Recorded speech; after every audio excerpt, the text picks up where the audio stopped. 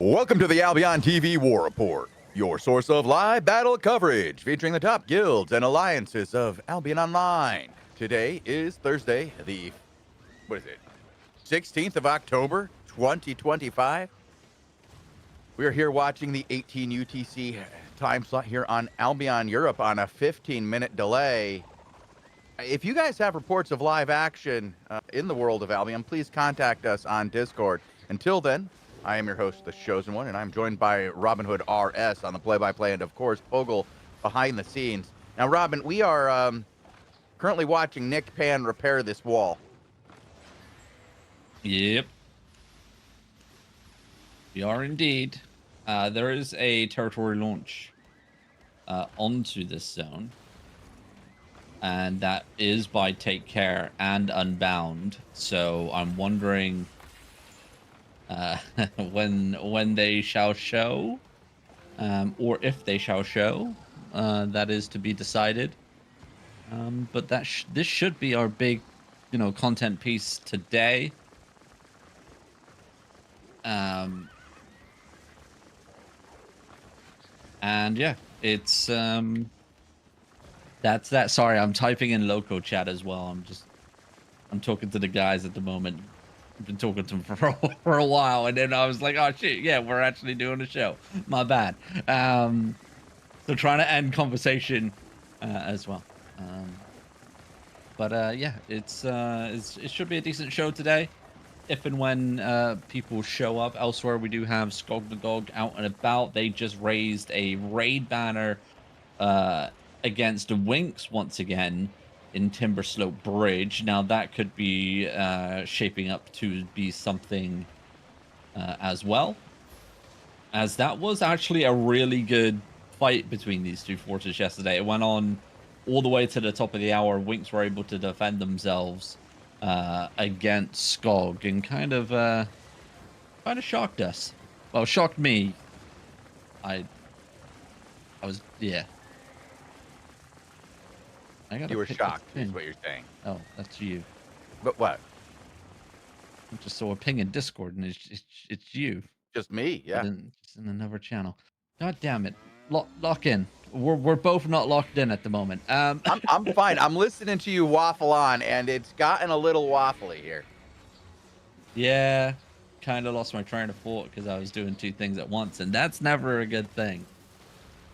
It's never Ran into a tunnel and just disappeared, huh? Yep. It's like after winning the tunnel, Bugs Bunny just went over and just pulled the picture off the wall, and you're like, how'd it go in the wall in the first place? It's just a painting. How'd he pull a painting off the wall like a sticker? Just completely lost. Yeah. Sure. I don't know what's going on right now. God help us. Clearly has watched a lot of Bugs Bunny in the day. I'm just saying, Even Bogles. I don't know what's going on here. Bogle, yeah, save us. Well, Bogle's not going to step in and save us. He's like, kept me he's still not conscious, man. This guy took a nap 6 hours ago and is still waking up. Oh, dear Lord. Well, we are just waiting for these guys to kick off, so we're not missing anything. I mean, so, Robin, here we are. Let's talk about something that's very pertinent to the now. So on Friday, we have the first test of faction warfare. The new faction warfare system will be tested. And as part of that, there will be these territories that players will siege. Now, we've seen a few times that players who don't know what they're doing during a siege have a very, very difficult time of this. They sometimes just can't seem to get things going. And faction warfare has been known to be one of the things that's less organized than some other types of content. Do you think we'll get situations a lot like this where we have people just standing around inside wondering what the hell's going on with their attackers who are still stumbling around the next zone over? Probably not. Because, fortresses are few and far between, right? It's not like you're attacking a fortress every single zone. So these guys, well, hopefully the players will know like how to after the first. I would say after the first week, I think players will understand the concepts. Obviously, you know, monkey see, monkey do. You see, your other player whacking a wall with a siege hammer, you're going to start whacking a wall with a siege hammer. It's not hard, right? It's quite simple, and then you figure out how to defend against the attackers, and then we're good to go. Yeah, I also think we're going to see a lot of people who just don't have the patience for standing around inside and defending like proper guys. They're just going to run outside as a clap squad of one dude and die. Yeah. Maybe there's some things that will incentivize players not standing inside a territory behind the walls. Oh. Maybe. Guess what? We'll find out in 2 days -1 because tomorrow is the playtest day. I told you I'm going to use that today. 2 days -1. Fogel, can you do me a favor since we don't have cams up today? Can you replace Robin's picture with that picture of a peanut that kind of looks like him? Don't you dare. Fogel doesn't have the technical know-how to do Did that. you just challenge him? I shouldn't have done that. I should not have done that. Ladies and gentlemen, I am royally fucked. Robin! Oh, Lord. Fogel doesn't have the technical know-how to crop a picture. Well, both sides over here, both Winx and Skognagog, not having the technical know-how to drop defensives on headbutt engagements, as both sides lost players on that engagement.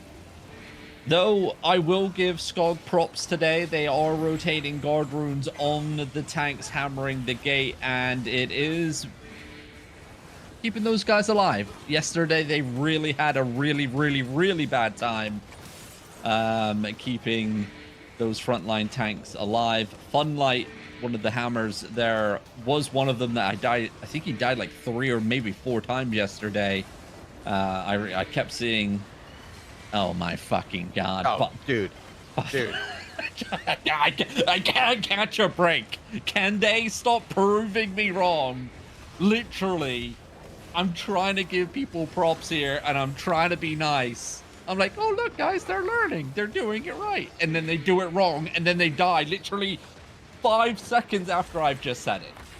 Hey, one of them's an MVP, so they know what they're doing.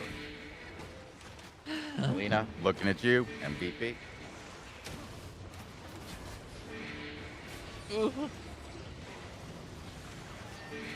I should have just stayed in bed. I think Fogel did. I envy him. I really do. Once he gets our new server up and running, then he'll be able to produce from bed. Just log on to his Steam Deck. That's what he does now. Yeah. Let's be real.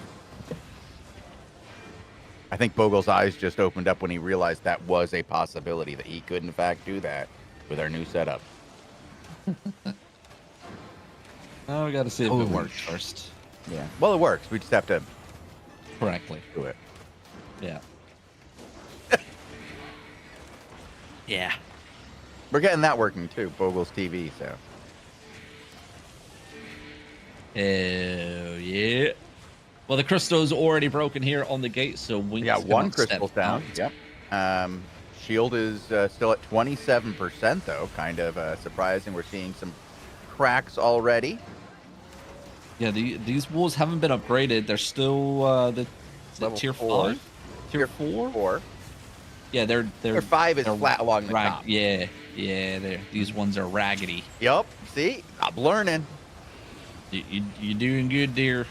I just didn't know they were tier 4. Not like that guy. Wolfheart, not great. Again, not again. Going to Valhalla. I don't know what these Skog are doing, dude. Do you go to Valhalla if you die during carpentry?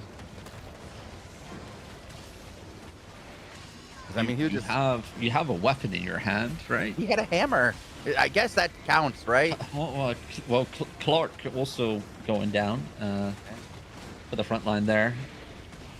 Uh, You know, I did label Skog as the best Zerg that we had in the game. You know, one day piss poor performance I get, right? It's, you know, it happens to the best of us. But I have seen zero improvement so far today, and it's not looking good.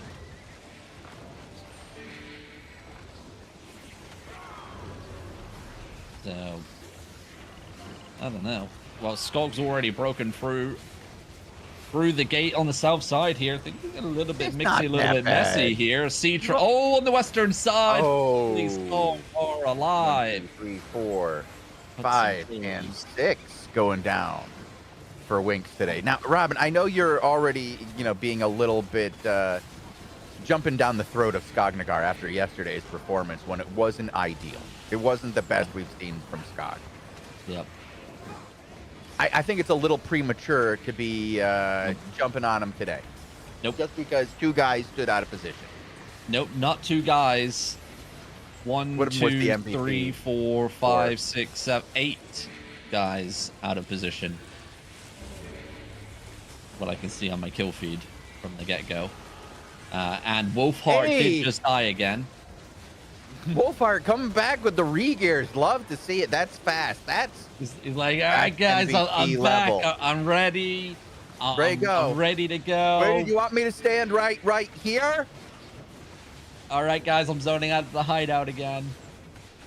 No, he's not. He's got 30 I'll be seconds back. left on waiting.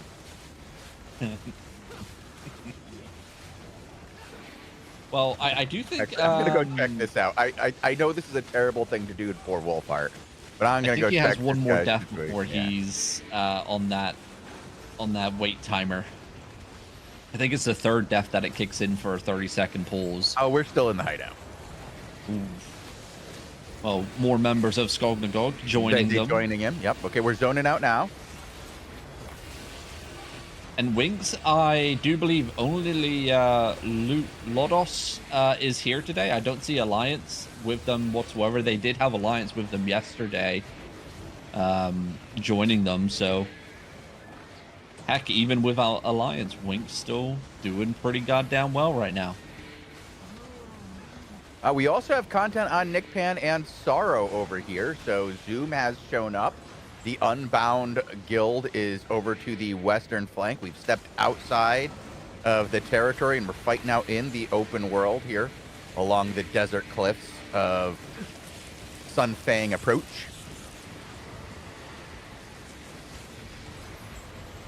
Action. Action, action, action. It's Albion Europe, Rob, and generally there's more content than we can cover. Yep. Though I am going to be sad that I don't get to watch the next death by Wolfheart. Oh, I'll let you know when it happens. Trying to get to Valhalla. I'll let you know. Yeah, thank you. I appreciate it. Teamwork makes the dream work. Yes, indeed. Well, a flurry of engagements happening over here. No kills secured by both sides. And now Winks resetting back inside on the final level of fortifications. 47 minutes remaining here of the primetime window. A little bit quicker today for Skog than they were yesterday. Oh, we did. Over here, we've got just a back and forth kind of positional battle outside the territory, each side taking their initial shots. We've got a small choke down to our southwest where people are kind of prodding, but nobody has made the commitment to travel through it yet. And as I say that, it looks like we're starting to see Clean Kill push the choke. Big push on the left-hand side of this as Crumbs is going to go over. No, they're not. No, they're not. They're not going to do it. Ain't doing it. Ain't doing it. I mean, I agree with them. I wouldn't do it either. Ain't doing it. Not today. Not like that, anyway. It's one of those, like, obstacle chokes. You got, like, a crevice on one side, lots of stones on the other, making for a wide, rough engagement area. Yes. It's kind of rough to push in through those as a wide band, which is what they were doing. Then you got to go in tight, push through, overload the other side. Well, Take care. Wink. Pulling back Well, quite a bit. Go ahead. I was just about to say, Winks here just slowly picking off those frontline tanks still here, one by one. They are securing kills still, so it's calmed down just a little bit. So pretty much all eyes on you for the time being. There's nothing right now. They're repositioning. Wolfheart is back. Skognagog's bomb squad has just been fully deleted off the game on a headbutt engagement. That's a devastating blow right there. Only one member of Winks going down. Mainzer, Great Arcane locking the boys in place here. Winks, they thought they had momentum, but they weren't able to capitalize it off in time, and they're still prowling here. They're looking. Speaking of prowling, Nick Pan is prowling the edges, but so far, nothing's happening. It looks like the call has been made to head back into the territory. I see Crumbs leaving. Clean Kill a little bit slower to back off from this choke position that they were holding, but it does look like we're going to head over to the territory soon. We've got 2 Conquest banners up, lots of blobs in the zone, and if one of those blobs is Take Care, you got to be careful when dealing with those guys. You don't want to necessarily get caught out in the open world just for content. Yo, Winks have Skog in the bag, dude. I don't know what to tell you here. It is just Skog dying left, right, and center. It is not looking good. I think Zoom might be zooming on out. Clean Kill is holding one of the 2 banners, and Zoom is leaving out the northeast zone. Content's on you. I ain't got nothing. Alrighty. Well, Winks keeping the pressure up just a little bit here. Mag is stepping out, trying to look for those frontline picks once again here. Wolfheart to his north side. I see him prowling. And, ooh, Skog with a little bomb squad hit on the south side here. Eyes wide shut here for Winks, it seems like, as they did not see that coming via the farm plot. That should have been scouted. That should have been spotted a mile away. Could have been a lot worse. 5 kills secured, though, and Trolling was one of them. Oh, that's not a good sign if the caller's getting taken down. Yeah, I believe he is leading at least one of the bomb squads there for Winks. And Skog are respecting their opponent now. They are playing very far back, trying to drag Winks out from the second level of the territory. It's working. I don't know if, we talked about it yesterday when Winks was fighting Skog, getting baited into what Skog wants you to do. A good sign. Funlight here may get full engaged on. He notices it already. Good roll. Good preemptive roll out there from Funlight.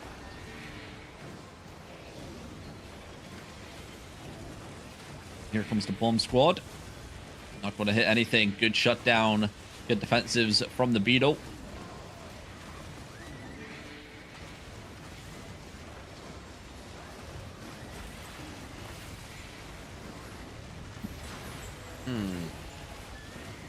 Counter engagement's just flying left, right, and left and right at the moment. Here comes the other bomb squad once again. What did it try and hit? I have no idea. It's gonna be like that. You get the occasional bomb to nowhere. Yep. Unless there's like a ghost that was wandering the territory there. I did not see anybody.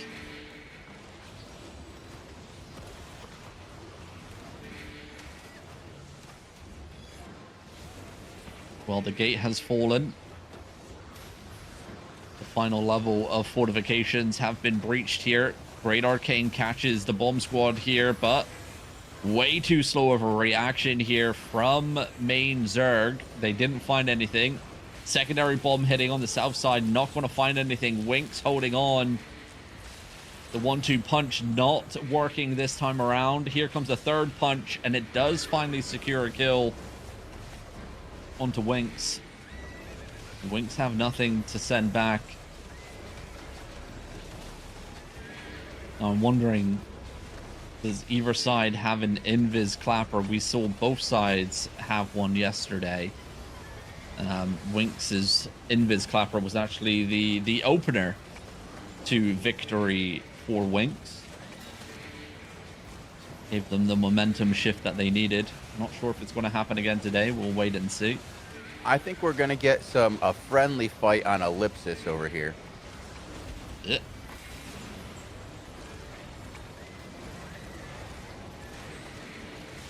Yeah, I know. I mean, hey, we don't have to if you don't want to hear it, you know, but it's about to happen.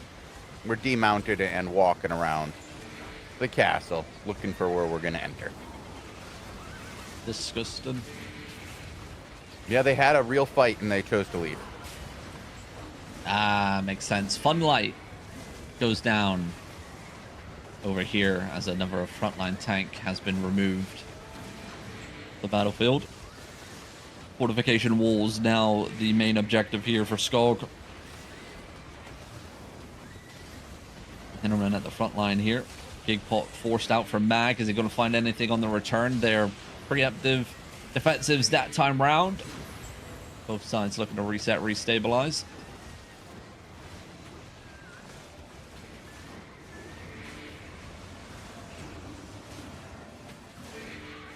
Handed Arcane there, shooting and stopping that bomb squad from hitting there with the invis.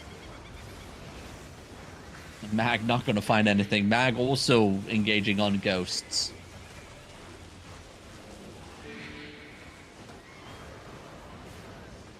We are kind of just taking a position in the front foyer area here, in the courtyard, if you will, here. Girth on the other side. Sunny B absorbing the first damage from Ellipsis. Second set of doors are starting to get hit here.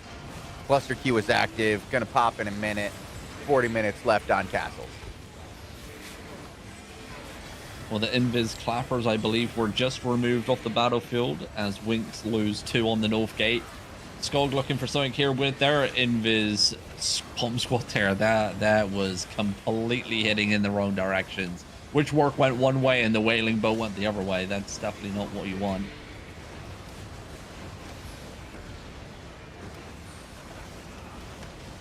Bring around the rosies we go. Big clash here in the courtyard. And it looks like Girth is going to be able to push TC out of courtyard. Not much in the way of Jeth here. Just a lot of pressure. And TC's going to back all the way out and stand outside. Ellipsis asking what's going on. What's happening? Well, we lost our POV over here as Mag has his first death of the battle. That's okay. Well, he's behind the average right now. He is. Trollig is back, so we'll switch to him as our backup over here.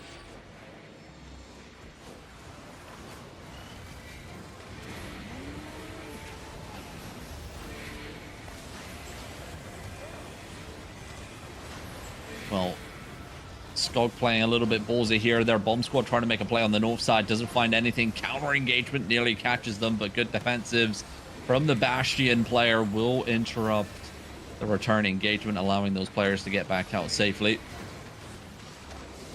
Resets coming in here. Winks, you know, they quiet down a little bit when their main shot caller isn't on the battlefield, but in zone re-gears should be back here quite quickly. Hopefully he's brought more than 3 sets like he did yesterday.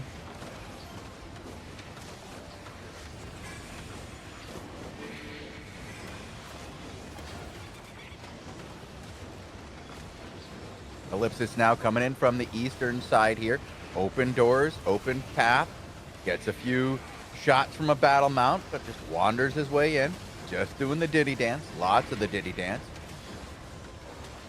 There's a tank tapping him with a hammer to see if he's solid or not. He is, in fact, solid, but not much happening. He does decide to engage on those two tanks, and it goes just the way you think an engagement on tanks would.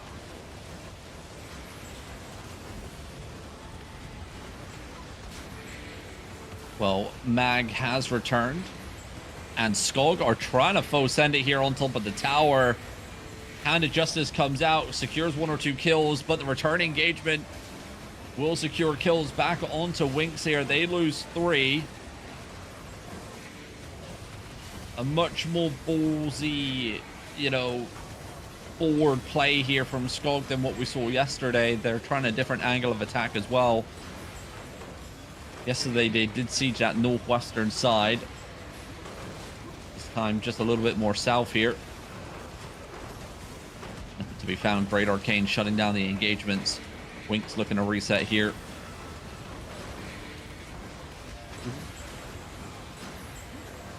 It looks like we might see a bit of the soap come in from the outside and try to wash the stain of this friendly fight off the continent.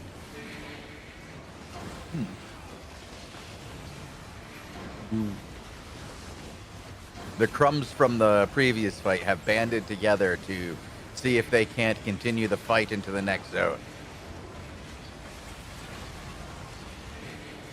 Well, over here, engagements still coming in thick and fast. Both sides losing players. Bomb squad looking for something here. Great defenses coming down here from Winx, keeping everybody alive. It's just a raid today. There's no territory up for grabs.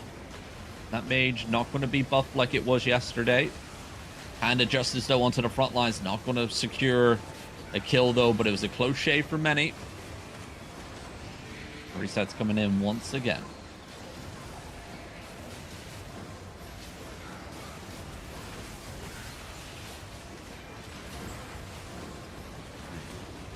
Oh, Skog just trying to break through here.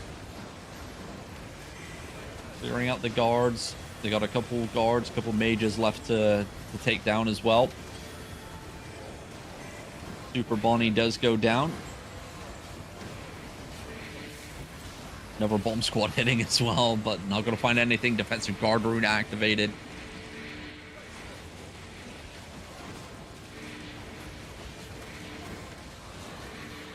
wow, there's a lot of chatter going on in this zone, Robin. The chatter has gotten much more interesting. It almost makes me think that the soap has entered the zone. Let me... Yep, you can tell the soap has entered the zone.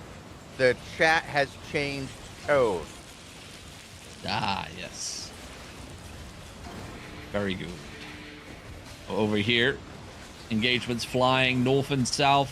Winx, doing a fantastic job. I got to praise Winx's ability to withstand so many engagements here from Skog. I think Skog have 3, maybe 4 engagements. Wolfheart just died again, by the way.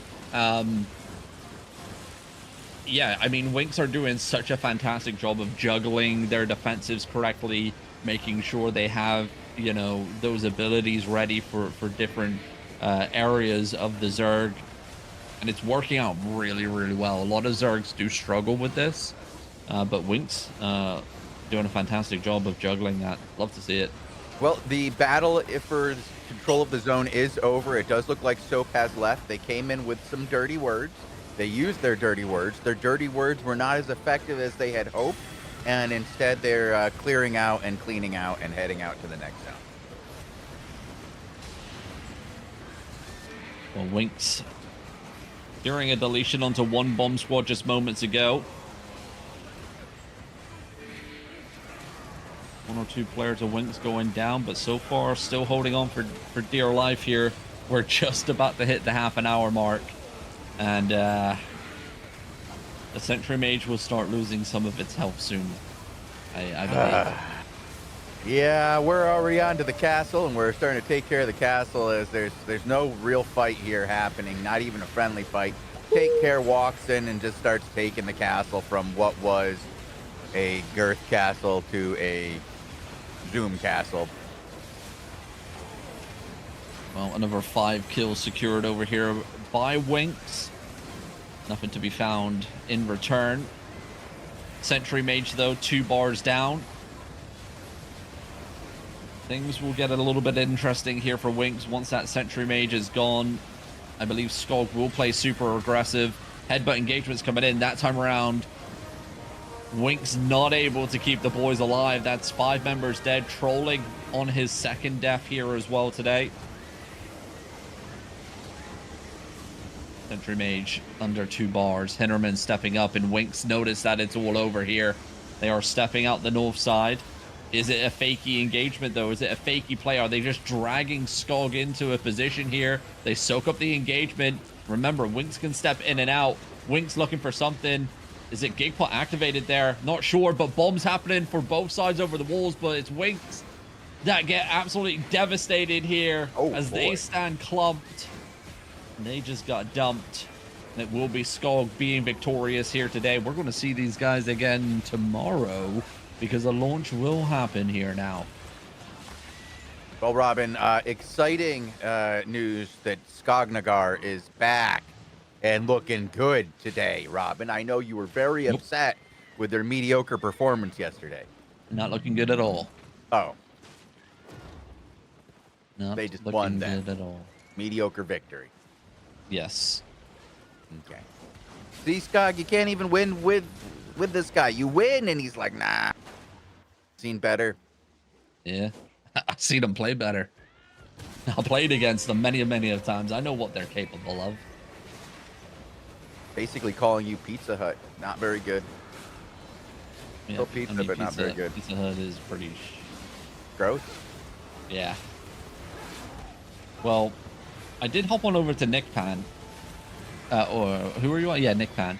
Yeah, no, I was on Ellipsis. Wait, Nick Pan got some? Well, yeah, I mean, they just got forced out of the zone. Sylvia 84 did go down. Contingent nearly caught everybody on the door, but only going to secure 1 kill there. Now we're running from content. All right, I'm going to head over there because I'm watching Nick Pan. I mean, sorry, Ellipsis, not Nick Pan. Ellipsis was taking on some rats over in River Cup's path as it looked like they were running towards something. I thought we were going to get a little bit of additional content. Maybe they were chasing. I don't know. Nah. Yeah, I don't. I mean, both Gurf and Zoom are here to protect Utopia against Soap, right? So. Well, Soap was trying to do anything they could to get some kind of reaction from one of these 2 groups. They were hoping that Zoom would go ahead and wipe Girth real quick so that they could get a 1v1 fight. That didn't happen. Girth and Zoom are together underneath. No, they were doing a friendly fight. They had a friendly fight. Yeah. And they were like, you know, when they came in the zone, they were like, hey, can you guys just hurry up and wipe contingent already so we can actually get some content today? Saying what, you know, just reporting what I'm seeing, man. Yeah. Zoom demounted, killing wolves now. We might get some content in zone on him in a moment. Ellipsis TC Bogle.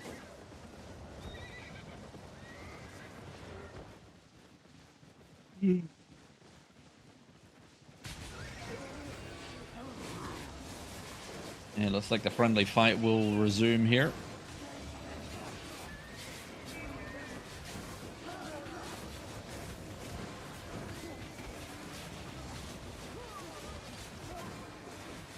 Surely there's people fighting. Let me go have a look around.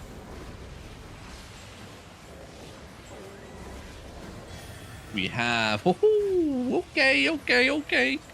Yo, screw that friendly fight crap. We got real stuff. Anki. We got Anki.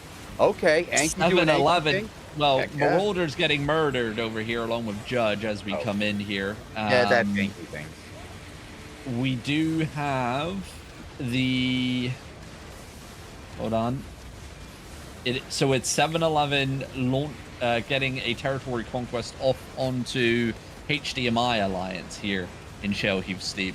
As you can see by the battlefield, as we come in with many skeletons and bodies scattered across, this hasn't been a clean siege here so far.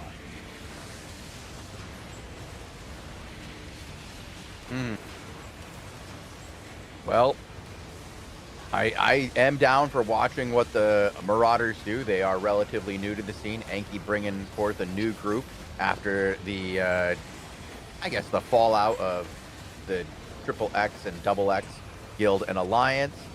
Now we're seeing what these guys can do. Meanwhile, Ellipsis and Zoom are full go versus Girth in that friendly fight. Boring fight.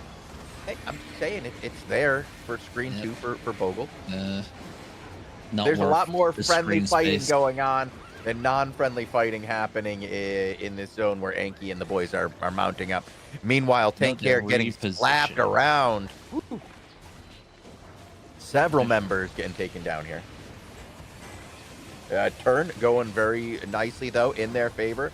5, 6 members going down for Girth. 3 here officers will be busy tonight. It doesn't matter if it's a friendly fight or a unfriendly fight. Their job remains the same. Over here, 22 centimeters have reformed as Milfgard are on the battlefield. That's why Anki pulled away. So there's 7-11. There's 22 centimeters. There's also the Feet Alliance. And then HDMI, who are in territory defense. As you can see with all the different blobs scattered around the map. So at the moment, all sides are kind of in a little bit of a stalemate here. We do have Flexi 4 as our inside POV for a defender. Contingent on the back foot now, getting pressured pretty hard by the forces of Zoom. Zoom taking some kills as they march through these guys. I expected... Nope. No turn. That was just a burn. Just a burn. You know how it's a turn and burn, Robin? Sometimes they'll turn and they'll throw some skills. No skills. No skills. This is standard contingent. A local chat aflame over here. We got people saying people are going to backstab you, turn on you, don't trust them. Some other things getting said in a different language that I do not speak. Feisty, but Flexi 4 once again is a go here as 7-11 step back up towards the territory with that Conquest banner in hand here. Well, this one looks over here, Robin. It does look over here. I will say I did read some of the chat over there, and what I could understand was not good. Not good. Not good whatsoever. Well, 21 minutes remaining. Sentry Mage is all which stands in 7-11's way, along with HDMI, of course. The wall's already broken. The gate shattered. Flexi 4 in position here to defend.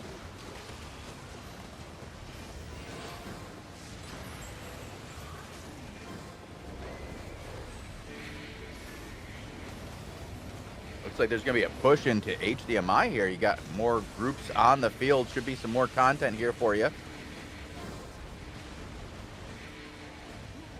Yep, engagement's coming in thick and fast for both sides. HDMI going to lose a couple here on some of these headbutts, but trades are coming in nonetheless. That's just on the top side of our screen there. The kill feed showing just that. Orban Frame getting a handful of kills, along with Nameless as well, just picking up 5 right off the rip. 7-11. I mean, you know, just walk up onto the platform now, boys. Like, the walls are down. Like, you know, gain your foothold and play off of it. You know, try and gain some vision advantage on what you're pushing into, because you're just going to carry on getting farmed like this. At least when they're on top of the platform here with Flexi, they can actually see some of these engagements coming. When they're tucked away down the hill, you know, they don't have the south vision advantage. Plus, they're at a disadvantage with the elevation being a factor as well. So they are really putting themselves in a poor position here. Well, hopefully good play will get them out of poor position.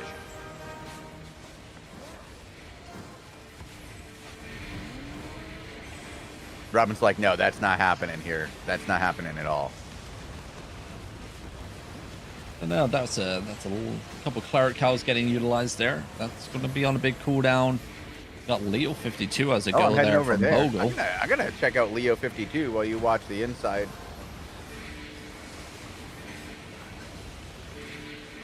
Yeah, HDMI playing off the Sentry Mage. They know what they have. They know how to utilize it.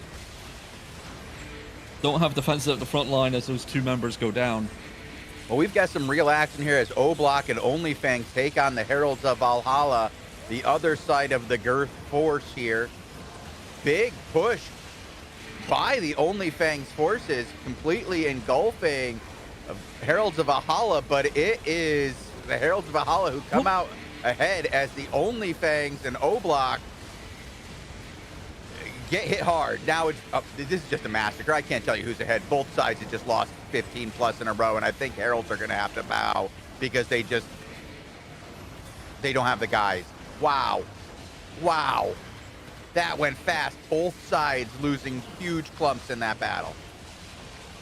Well, huge clumps were lost over here. Only by 7-11, though. They lost about 20 players in about 10 seconds. HDMI choosing not to keep up that momentum. Keeping their feet firmly on the final level of the territory here. Leo has gone. He's now dead and in his hideout. Oh, hits keep coming over here. Solo bombers just farming 7-11 at the moment. And there's just a constant group combat looting on that western side. 7-11 trying to do something there on the north side of our screen. Not going to find anything. Flexi 4 Diddy dancing. Headbutt engagement coming in here. Health barrels dropping. No kills secured. And resets coming in once again. Time starting to become a factor here for 7-11. They have to start stepping up. 17 minutes and counting.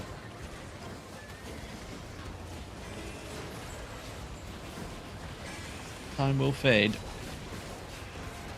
Watching Enki and the boys outside too, still trying to make something happen out there. I'm going to keep an eye on them as we have the main screen here on the inside POV with Flexi 4. Interesting outside situation. You got the 22 CM Alliance out there with Milfgard, kind of squaring off against the 7-11 guys outside. Yeah, I haven't really seen them do anything this whole entire fight though. Like they've been there, but they're just like, I haven't seen red on red in the kill feed. Just holding. Well, just holding. Now it looks like the Marauders are coming back to this fight. They're going to be joining up with the rest of the guys in 7-11 in just a moment here, Robin. You're going to be seeing them back on your screen.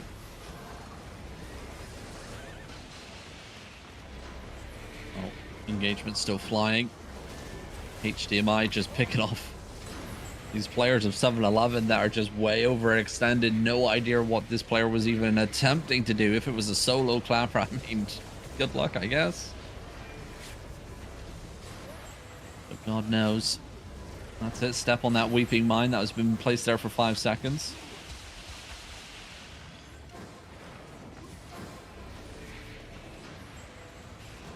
We're about to hit the final 15 minutes. Bomb Squad's trying to make a play, and they do. Another clean engagement there onto the front lines of 7-11. 7-11 looking to fire back. We'll secure 1 kill. That poor solo demon armor. He tried doing what was right. It did not happen. It didn't work out that way? Well. No. Good positioning by the mage here. Very far forward. It's going to allow these guys lots of space to pressure their opponent and get some additional hits in. Might make it a little bit harder to protect him, but you want that guy out there being an offensive menace, and that's what he's currently doing. Yeah, I mean, the attackers, they have to walk through the Sentry Mage right now if they want to hit HDMI. HDMI are playing very far back, and that obviously allows that Sentry Mage to start doing its thing.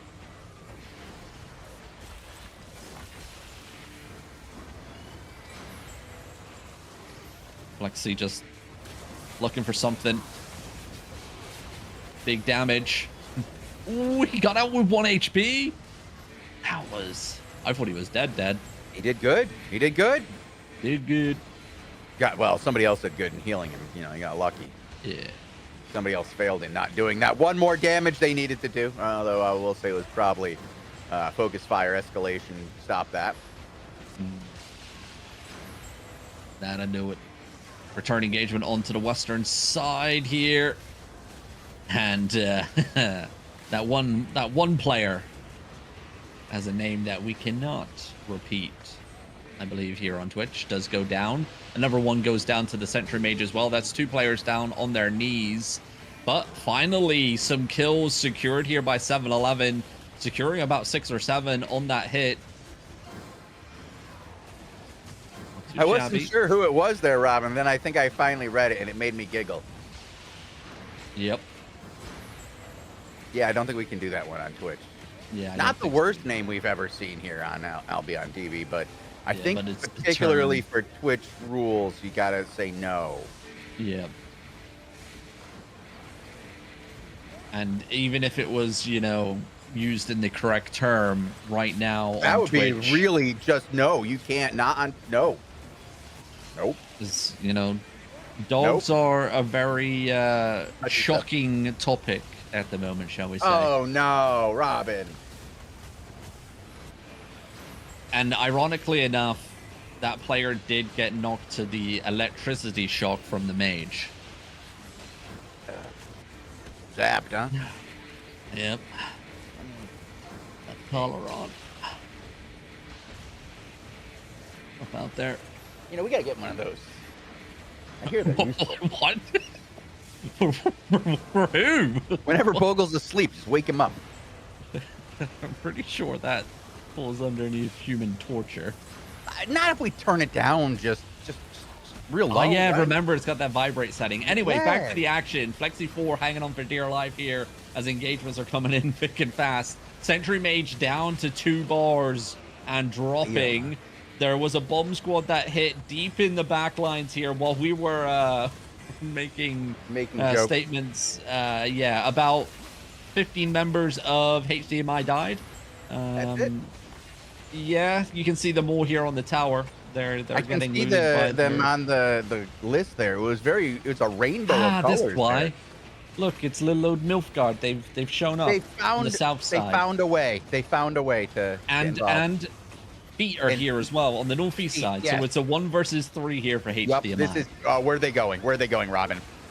I don't know. They're going for. I mean, they can't. There's nothing they can do here. That's in the this wrong situation. spot. Don't do that. Whatever they're thinking about doing there in the corner, don't do it. I mean, this is better. This is better than standing in the corner. Standing in the corner like that was just the quickest way to get home, I guess. Yeah. I mean, it's over. It's over. It's done here. 3v1 is too many. They held for a long time. They really tried. They did a great job.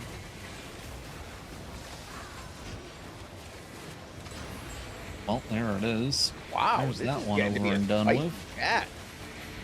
The war in the north heating up. I wonder how far this goes.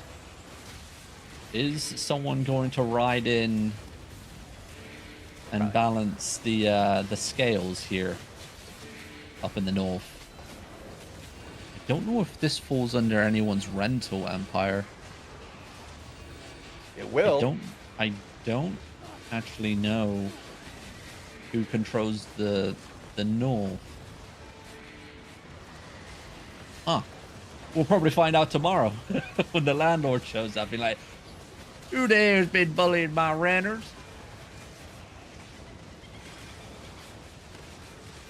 Find out. We'll find out. Fuck Biden has action. Oh, okay.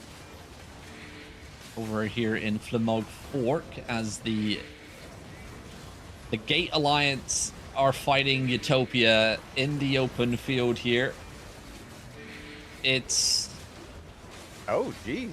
it's a brawl fest. It's a wide Whatever open brawl happens. fest here, man. The Coal Flakes versus Utopia here. Coal Flakes. Okay. Yeah, it looks like Utopia may be taking this one here. Health bar is pretty low here for fun. I mean, it's not just Utopia. KFC are also here as well. Biden has fallen. And I think that's the end of Gate. It is. They are now getting cleaned up. And there we go. That's the end of that one here as well.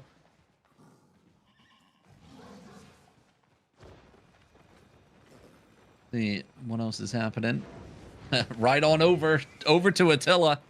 He's fighting. Now, back we go, dude. Good stuff.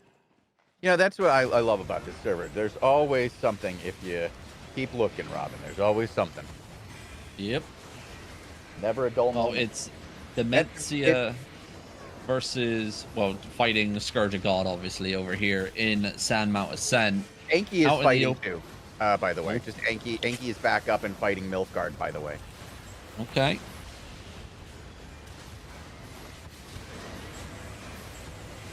It's a constant back and forth happening over here. Players on both sides falling all over the place. Massive clump just on our southeast side of our screen here. Second engagement's going to be hitting it. No kill secured. Attila rolling in. He's going to find a clump of his own, but counter engagement coming in. But great defensives coming down from Dior. Return engagement thick and fast. That could be the final nail in the coffin right here. And I think it could be. Okay. Yeah, and this one just wrapped up as well, I believe, as we've mounted up and are running away. And heading out. It's a messy day today in Albion. Lots of content, but lots of quick splashes, we could say.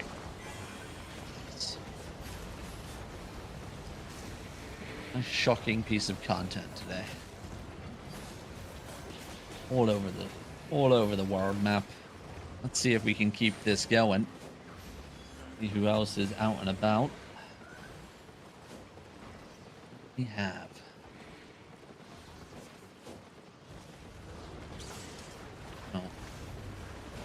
Oh, right on over to Nickpan. That's what we have. We are in the homelands of Contingent now. We are literally in their home zone here in Dark Row Snag. No, Two banners raised against the tower. There's a rare castle here that is owned by Clean Kill as well. So Soap have a fallback position. Yep, they have fallback. They have a position to go to if should things turn sour. Contingent. Okay, Contingent are here. Skognagog's also here as well. Okay, that threw me off completely. I was like, Contingent currently in the backsides of Soap right now. Sunny B doing a great job of pressuring the backside of this fight. Oh my god. You're going to see a bunch of tags piling up. Oh boy, that was a massive deletion there from the Bow of Badon, by the way. That hit the backline to Soap. And you are right, Contingent coming in on the northeastern side. They were pretty much stopped dead in their tracks. Soap going to fall back. Fight continues here. Romsek there, very overzealous attempt there with the Astro Staff. Completely out of position away from his Zerg. He will pay the iron price. Now the real question is, will Gurf and Skog fight each other at the same time? Skog have pulled away down to the southeast. They're mounting up, maybe going for a reposition here.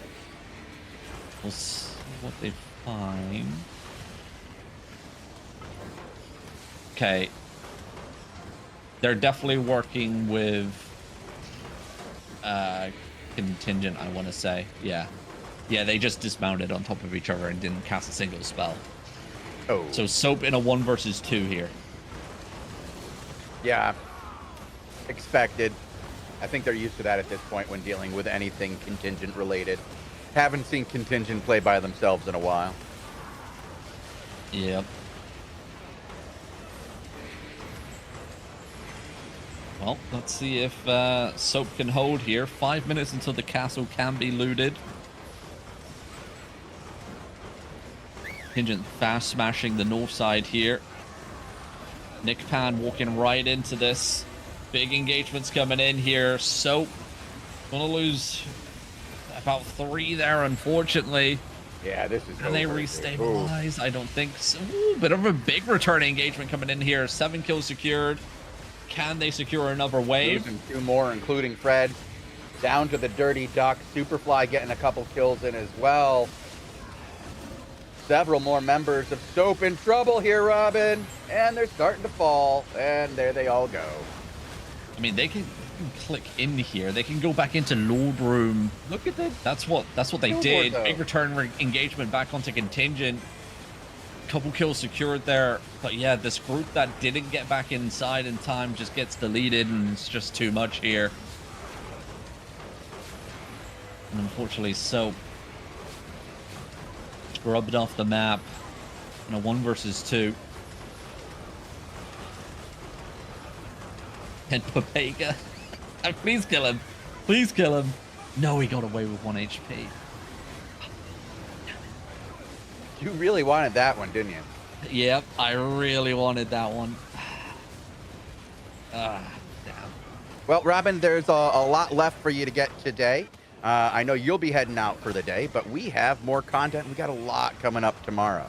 After this show, we're going to have a Q&A with Lupac and then some PvP with Lupac, as he'll be hanging out with us for the next 2 hours. Tomorrow, we're going to be here at 15 UTC for 2 hours, bringing you guys the all the coverage we can of the update for faction warfare. We're going to be there on the test, on the European server, this server, the test server for this server, I get. Not this server at all. The test server for Europe. I guess it's a copy of this server in a test state. Yes. So, yeah, that's where we'll be. We'll be there for 2 hours, and then we'll be back at 18 UTC covering what's going on here tomorrow, as we expect a territory engagement and some other battles as well. It's always a good fight here at 18 UTC. Then we'll be covering a daily show with Robin, and we'll be probably talking quite a bit about the update before Bogle and I come back with an hour of history, the history of Albion TV. Albion TV is the streamer spotlight this week, and we'll be giving you the entire history of how this, I guess, channel came to be. Should be a good channel. Should be a good conversation and a good show. It is a good channel, right? Like, yeah. I don't know. Yeah, I need a Yeah. I need a reset. Yeah. Let's get out of here and come back in 15 minutes, and I'll reset my brain with fresh coffee. Sounds good. All right, guys. Have a good one. Take it easy. Do stick around. Premium codes will be given away throughout the next 2 shows as well. These guys will let you know how to enter into said giveaway once the show begins. Until then, thank you guys for watching. And wherever you are in the world, have a glorious morning, afternoon, or evening, everybody. Adios.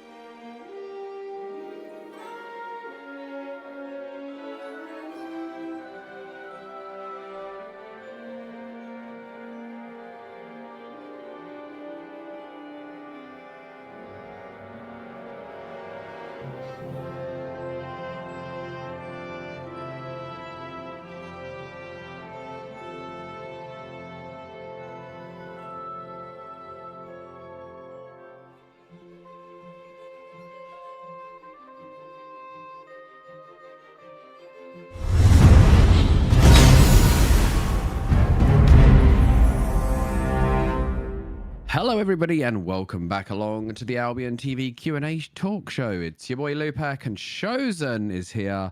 We've got a Bogle lurking somewhere in the background too, and we are here to answer all of the questions from the community, have insightful and educating discussions about the wonderful video game of Albion Online and beyond.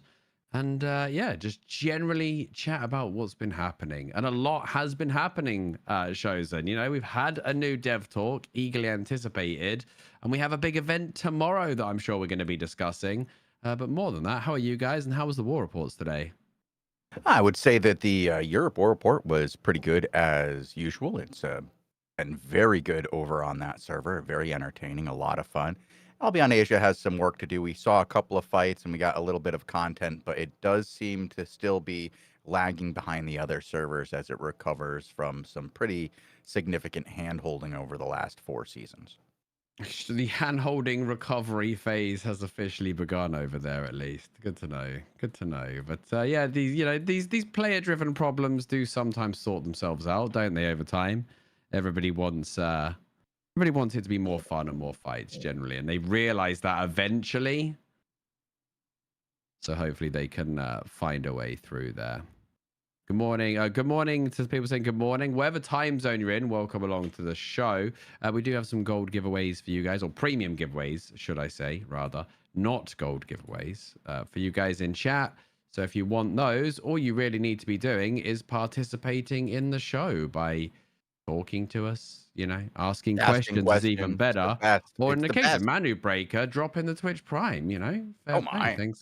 Thanks a lot for the Prime Gaming. Appreciate that. Tomorrow is going to be fun for sure. We're going to be covering it here on Albion TV.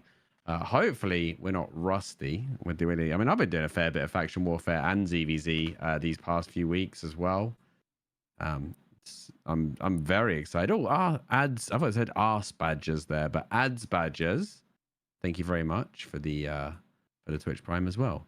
Do you have to ask a question again? You just did. Even better. When will the last update for the test server be? You don't have to ask questions. Robin Hood RS make statements. Was saying today that he thinks it's like the full update, by the way. Yeah, I think it's the full update today, like, well, not today, tomorrow when it goes on to the test server. I believe it's the full update is going on, and we'll be able to look at the whole thing, and we'll be able to go through everything on there and really just start examining everything and talking about it. There's a lot that we know about that we can't talk about until we see it on the test server. And once we do, we'll just be able to go over there and start looking at some of the content, showing some things off if they're there. And I imagine that they will be. I think they're a little behind on some of the dev talk scheduling, it feels like. I feel like this most recent one should have probably come out last week, and there should be another one already out this week, kind of going over some of the details of faction warfare that you'll be experiencing tomorrow that, again, I can't really talk about until tomorrow when they're revealed, but there are some very basic elements of faction warfare that I think would have been good to get people familiar with before the test. The first time they're going to see a lot of this is during the test, and it's going to be a phase of this that is just learning about what to do. If you guys are out there and you're going to be playing with us, I do suggest getting there early, going on and getting your gear made. There'll be the little candy shop there where you can get your gear made on the test server. They're going to announce which cities you got to be in, and we will be there early ourselves getting ready to go. If you get there right at 15, you're going to probably be a little late because we're going to try to already have some semblance of a team made, some idea of where we're going so that we can get out there very quickly, not just to give better content to the viewer, but also so we can get there early and be one of the groups that are leading the charge, if you were. I like the whole thing of, oh yeah, people won't be ready for it. They're going to have to learn on the fly. That was a very polite way of saying, fuck it, we'll do it live, right? We just throw everyone in, get stuck in. And I mean, these test server events, right, are always chaos anyway. because no one really cares about the consequence, and they give it them their all. So I definitely advise you guys get set up. Have you gone over how to get on the test server for people, by the way? Do they know? No, I haven't gone over that in Should quite we some time, actually. Bogle, do probably you want just to show people? can Sure. we I show mean, them? Do you have that tool? there is even a whole thread on the forums that is linked in the announcement. It even has some more details on the prizes, because there are some prizes for participation, for scoring the most points, and some information how you get on the test server itself. You can see the thing, the candy shop you mentioned, where you can make your gear. Prizes for the main contributor of each faction is even 9,000 gold. So there is some good stuff going on. There are some streamer events even, with various other competitions. But yeah, it's a big event, 15 to 17, and you basically go to your launcher and then pick test server, and then you click it, and then it will update.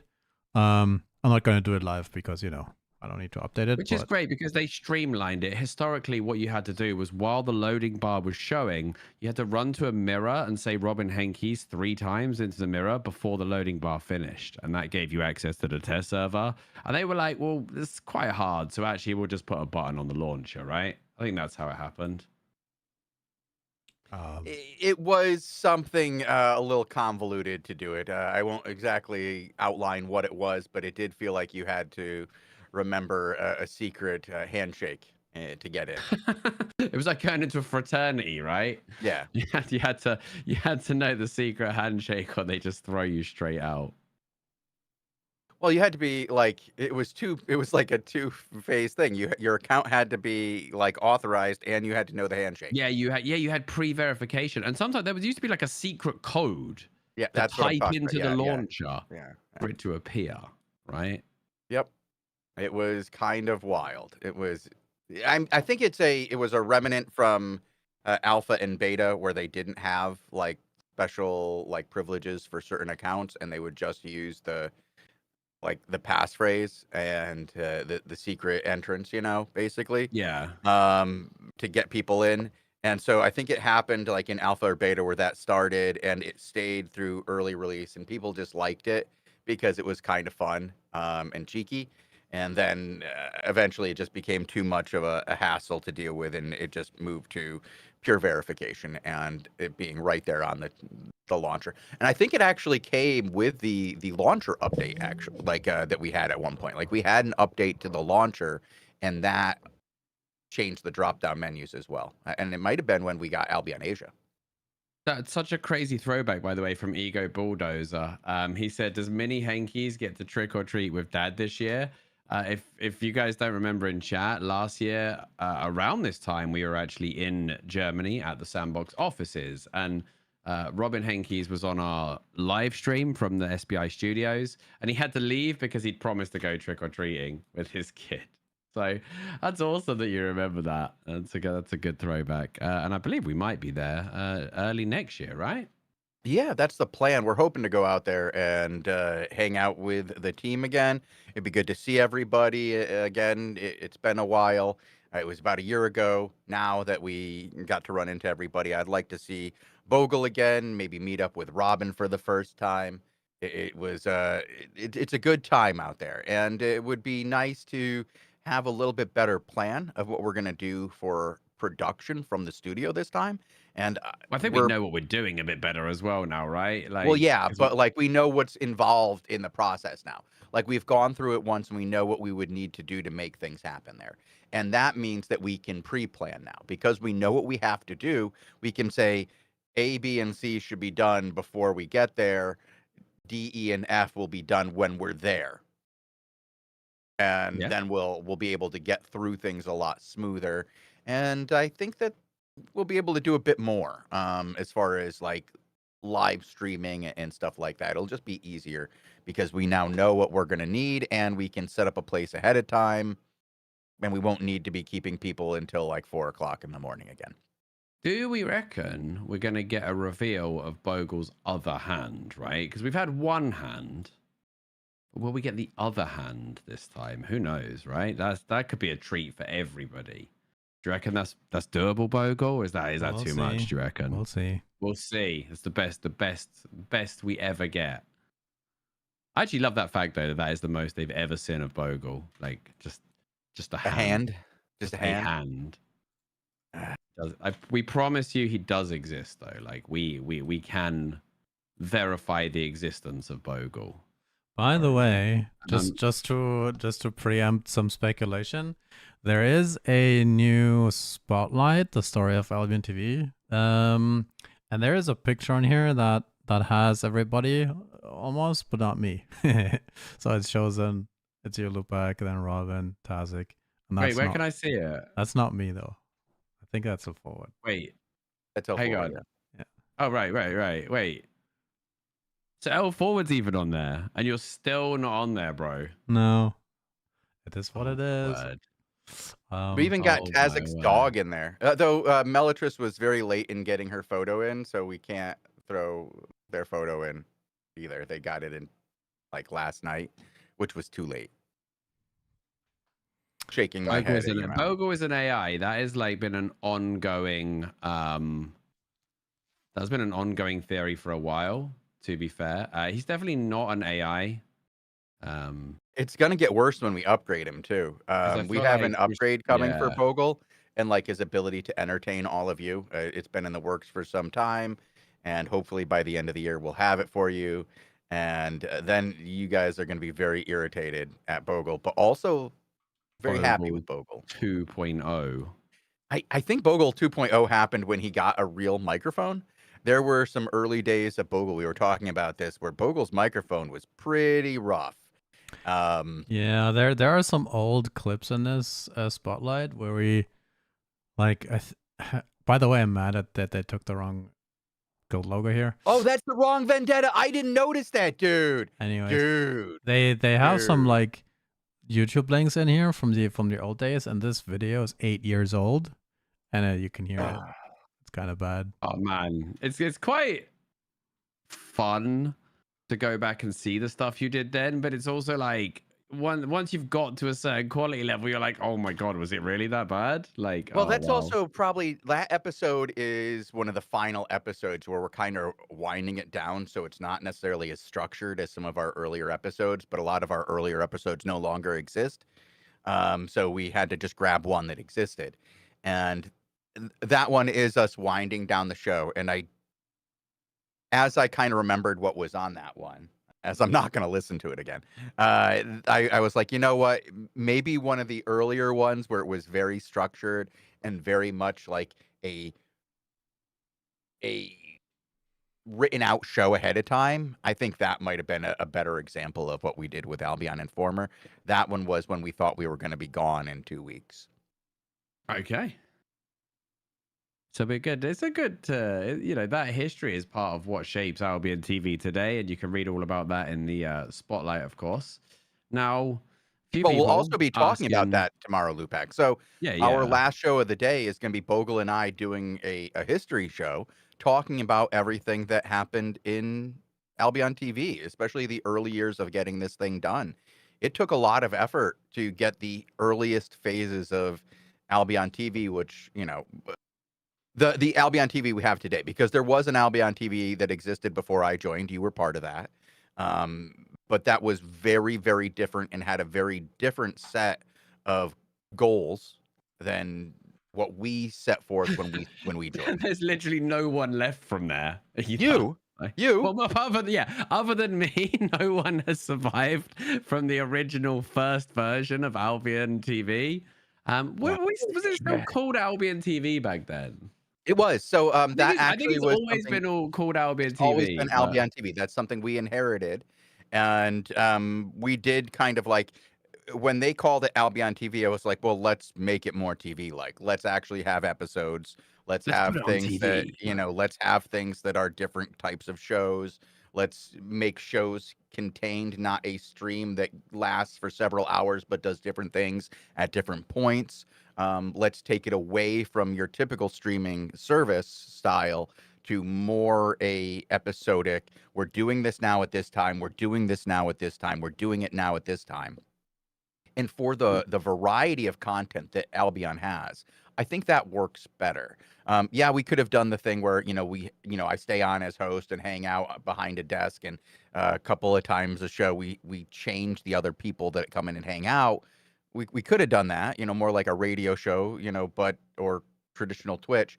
But I thought with the branding they already had, it would be more fun to make something truly unique on Twitch and try to come up with something that allowed us to do something different. And I think we did a really good job of that over time. And I think we're going to have further changes to that format in the next year. I'm really looking forward to that. This past year, our goal was to really expand the YouTube shorts and the TikTok shorts to take what we're doing here and bring it to a new audience and just the young person stuff. We needed to get on top of the young person stuff because we're all a little bit old. Twitch is for it's not for the kids anymore. The kids have grown up, and the kids they're all in their 20s and 30s now. The Twitch kids, the new gen is got that attention span of about 35 seconds, and I don't know if you've heard me tell a story or anything, Lupac. I just go on and on and on. Not good. By the end of it, by the end of shows and story, it's not even about the original thing anymore. It's like by the end, it's something. Oh, it's the Weave. I'm a member of the Weave Coalition. We're under that umbrella of those who practice the Weave. When I start ranting about windmills, I'm working on that Weave. You have to remember, Bogle is the young guy here, which says a lot, right? Robin's the young guy on the team. No, but I mean on this show right now. Yeah. Melitris is the youngest, actually. Yeah, Melitris is the youngest by a lot. Are you the oldest? Yeah, I'm the oldest. God, am I second? Yeah. Oh, no. Lupac, there was a time where I'm pretty sure I was the second oldest that worked at the studio. Totally. The entire studio. Back by then, 3 months. You had to receive AlbionTV on mail order CD once a month. That's how we used to deliver the show. Actually, there's my first MMO that I worked on. I got a special CD in the mail to play the game because you couldn't download something that large. Yeah. Oh yeah, you had to wait for the patch to be on your favorite. It was the first MMO that used real world currency as the currency in game. Bogle would have loved it. What was that? I'm going to be honest, and I can't remember the name of it. It was in 2001. Man, that must have been a real good game. Nope. Because, I still remember Star Wars Galaxies vividly. Yeah, no. Never forget. Never forget my roots, boys. Back in my day, we wait for the Albion newspaper. I mean, even I was watching through the most popular trailers on the Albion YouTube, even seeing how the game has changed over those years as well. It was really interesting. Project Entropia, and it was in 2000. Oh, Entropia Universe. It became. I remember that. Yeah, because that was one of those ones where they used to be like, "Oh, someone has bought it, something for such and such real life money," and everyone thought they could become rich by playing that game. Massive speculation. It was basically NFTs before NFTs, right? It was. It absolutely was. It was the first cryptocurrency, but not the same way. It wasn't done on blockchain, mind you, but it was done on its own proprietary system. It was pretty interesting, and the concept was neat, but the game wasn't there to back up the concept, unfortunately, which I think Bogle will say is the problem with most crypto games. Isn't the concept, it's the execution. Bogle loves NFTs. His monkey pictures will be worth a fortune any day now. Any day now. Any day now. Popping off. Jesus. What?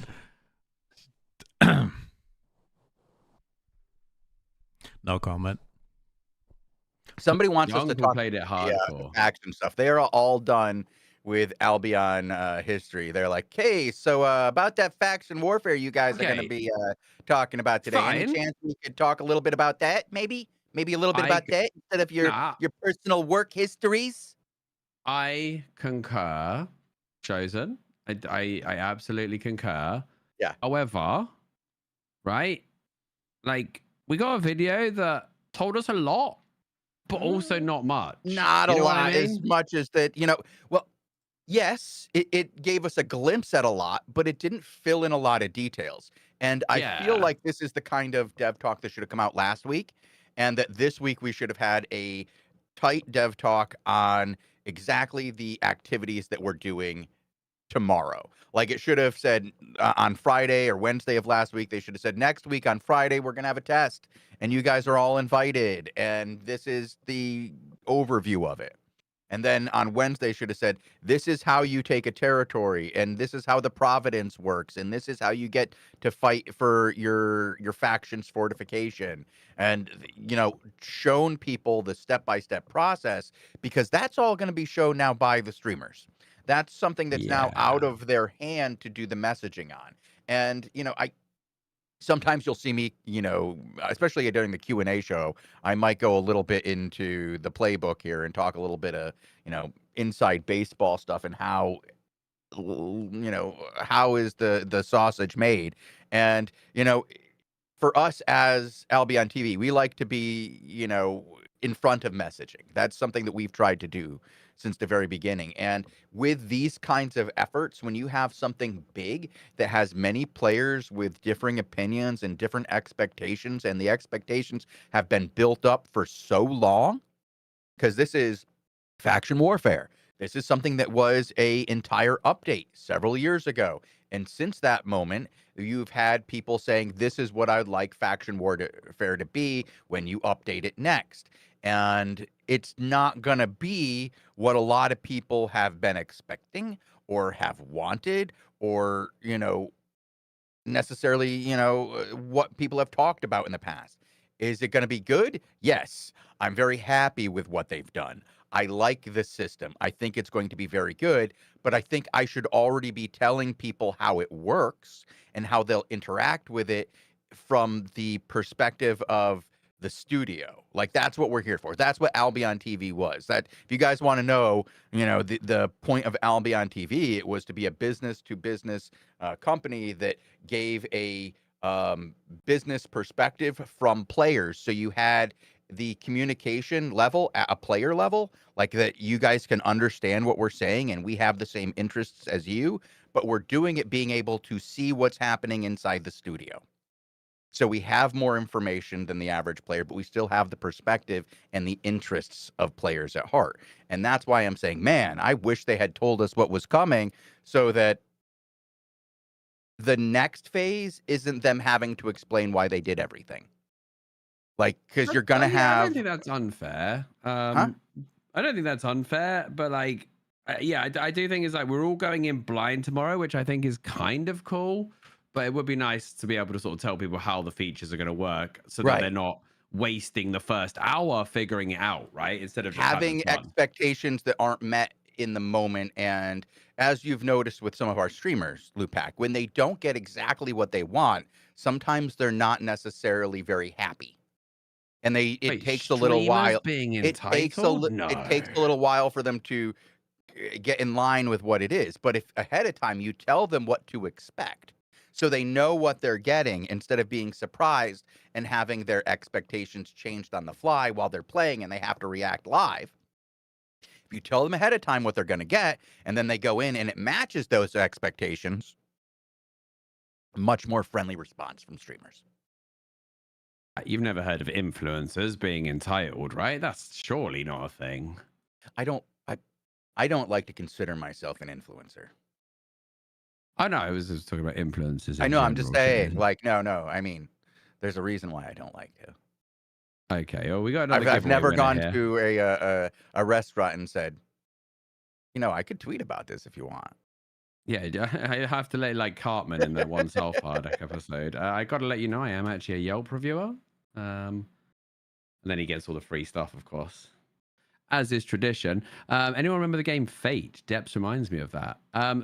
Can you guys talk about how TC and CG are ruining Europe for everyone? Oh, Europe server, not Europe as in the entire continent, right? Well, that's good to know. Like, I thought we had a big problem there.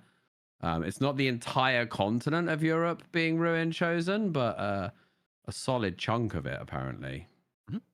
So, I mean, could you elaborate on that? I mean, I know there's a little bit of friendly into unfriendly hand-holding, arranged fights, and control of a lot of the inner ring.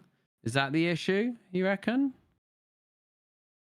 Well, so you have the group that kind of came out of the last coalition, right? Like the Girth coalition there, Yeah. kind of has Which was fallen. anti-woof woof, right? Right. Well, they were yes, and other things as well. But they kind of got together as a counter to what existed before. But they grew to a certain size, and they started inviting a bunch of people. Once they got to that size, they had a certain amount of power that they could wield. And once you have that power, it's very hard to give it up. And while they Yeah. said that they were going to go and give it up, that they were going to basically, you know, be a smaller group that competed against smaller groups, for content, that became less interesting once they realized the size of their rental empire and what it had become and what forces they had at their disposal to secure it. And I think a lot of their day-to-day willingness to even fight has changed because they went from a group that I respected on the daily for content because they would bring me content every day and they were like a content-driven group to something that's more akin to, and I hate to say this, and I'm gonna feel bad when I say it, like He's a gonna say it PoE. anyway. Yeah. And Yeah. one of the inherent issues is, right? So they like content and they like fighting, right? But the issue is if they don't get organic content, then they just fight each other, right? Which means that they don't, there's no incentive for them to get smaller because they guarantee content with each other if there is no other content.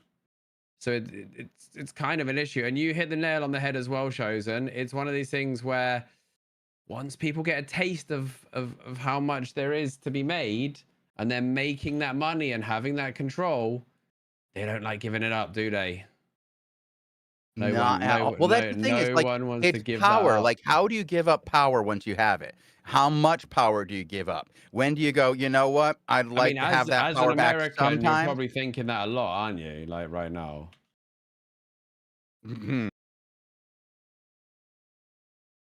Definitely something at the forefront. RMT, no, it says, I mean, that's an ongoing thing where like the player base is so convinced that everything is RMT that people get desensitized to it, and you actually make the problem worse by just spamming that rhetoric no matter what. It's unfortunate. Like no one's denying that it does go on some level in some places, but just instantly that being the go-to for everybody actually makes it easier for the real people to hide what they're doing. You But know, it's one of those things where like you're making so much money that now you can afford to give your guys all the best gear, right? And then more people want to join you. It snowballs severely when you're at the top, doesn't it? Because everybody wants to join you then because you're the rank one and you got the best re-gears because you've got the most money. And it's so snowbally at the top end in sort of ZVZ Albion. the end game of Albion is very unique, Lupac. It really does come down to like human want to. Like, what do you want to do? What do you want? What do you uh, value most, right? And we see it that it's the over time, there's this sense that people don't want to be seen as losing, and that becomes the most important thing. Everything else comes second. Did I lose? It's like winning becomes secondary to not losing. And winning becomes something that isn't like winning the fight, it's having the ability to dictate when fights happen. It's making sure that you have the ability to not lose, even if that means that winning a fight is bringing in more numbers than the opponent can fight, so they don't fight. You've now won because you didn't lose. And that is where I think Albion starts to fall apart. because of that part of psychology. And I do think there are a couple of things that It's a make human it. issue, though, right? Yeah, yes. It's so hard But to patch. like I It's think so that hard to do a game patch for well, human nature. one of the things that we have in Albion, and I have talked about it a lot, and I'm going to continue talking about it until somebody at SBI tells me no, is the concept of scarcity. I don't believe in the Outlands resources are scarce enough. I don't think you have to fight your opponent to secure your resources. I think there's enough resources by the inherent factors of territory and hideout ownership that you generate resources basically out of the ether by existing near your neighbor. You can produce more resources than if you existed somewhere else. And there's a level of ease and cooperation to allow both of you to exist to get those bonuses, because there's nothing you have to fight for that allows one of you to get the bonus and the other doesn't.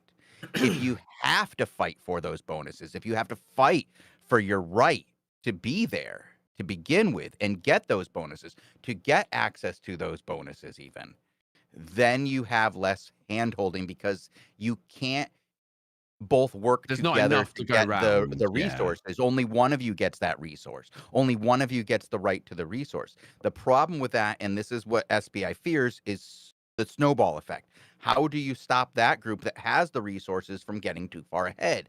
Because that was what we Well, saw exactly, during because the yeah, early days of the Mercia, for winner example. making so much money that they're just like, Right. yeah.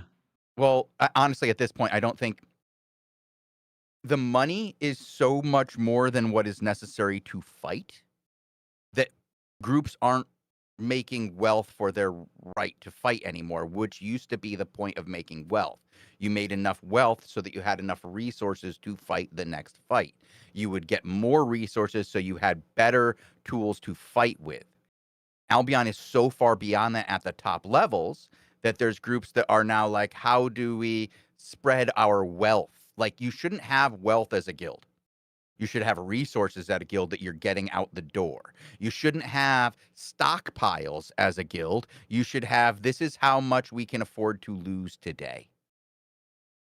Like, the situation is so out of whack because there's so much extra that is shared between so many that they can exclude an entire class of players from it because they can work together to create a huge group that doesn't starve itself for resources and has way extra that you see even the next level down being like, there's so much extra for us that we can pay you rent to be here.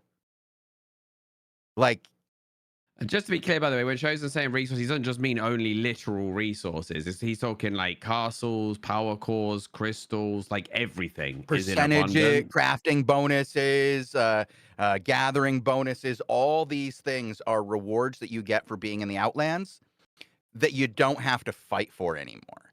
And if you have to fight for all those rewards, you don't give them to your neighbor for free. Especially Fair if there's enough. not enough to go around. I'm just like, how do you approach that, right?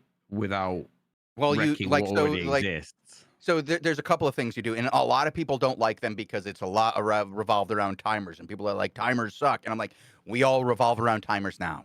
Everything revolves around timers. You have territory timers now. You have castle timers now. You have the bandit time. You have timers, like everything is Yeah. around timers, right? So the idea that in order to hold your territory, you have to be there at a specific timer every freaking day in order to get the resources needed to put it into that place so that you have it tomorrow, so that you can't go and spend your time somewhere else at that timer. That's what we need to do, is make owning things active, not passive. If you want to be able to own something, you have to be active, not passive, because right now you don't have to be active. You can be passive. You can just wait until the core spawns and go get the one that's in your zone. Okay, 3 of them spawned today. We're fine. There's always an abundance. There's more than enough for every zone.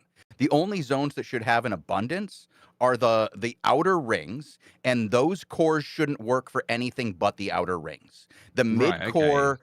the mid zone cores shouldn't work for the outer rings or the inner rings, and the inner ring cores shouldn't work for the outer ring or the middle ring. Those cores should be for being there, and there should be a number of them that are designed to limit the number of hideouts that you want per type of zone, and you make people fight over them. Then if your top guilds have to fight over their resources to have their 3 towers, and they can't do it at the same time zone for all 3 towers, that's 3 time zones that they're not out there enforcing rental. Because running from the inner zone to the outer zone is a pain in the ass. But when you don't have to defend or do any activity during those timers to own those 3 inner ring territories, you don't have to do anything. You don't have to defend it because nobody's coming. Even when they attack, they're not coming. You don't have to do anything. So you can go and defend the outer ring renters and stomp some low-beat guys because you have nothing better to do with your time. You don't have to do anything. One counter argument to this whole proposition, which is again based on psychology, which says if I lose, I'm gonna stop playing the game. And I think you underestimate that psychological thing. It's fun to fight, and it's a competitive games are fun. But I'm worried that a lot of players don't want, again, as you said, don't want to lose. It's more important than that. Well, that's why you have the outer ring where you can compete without really losing. You just show up and you can get it. There's enough.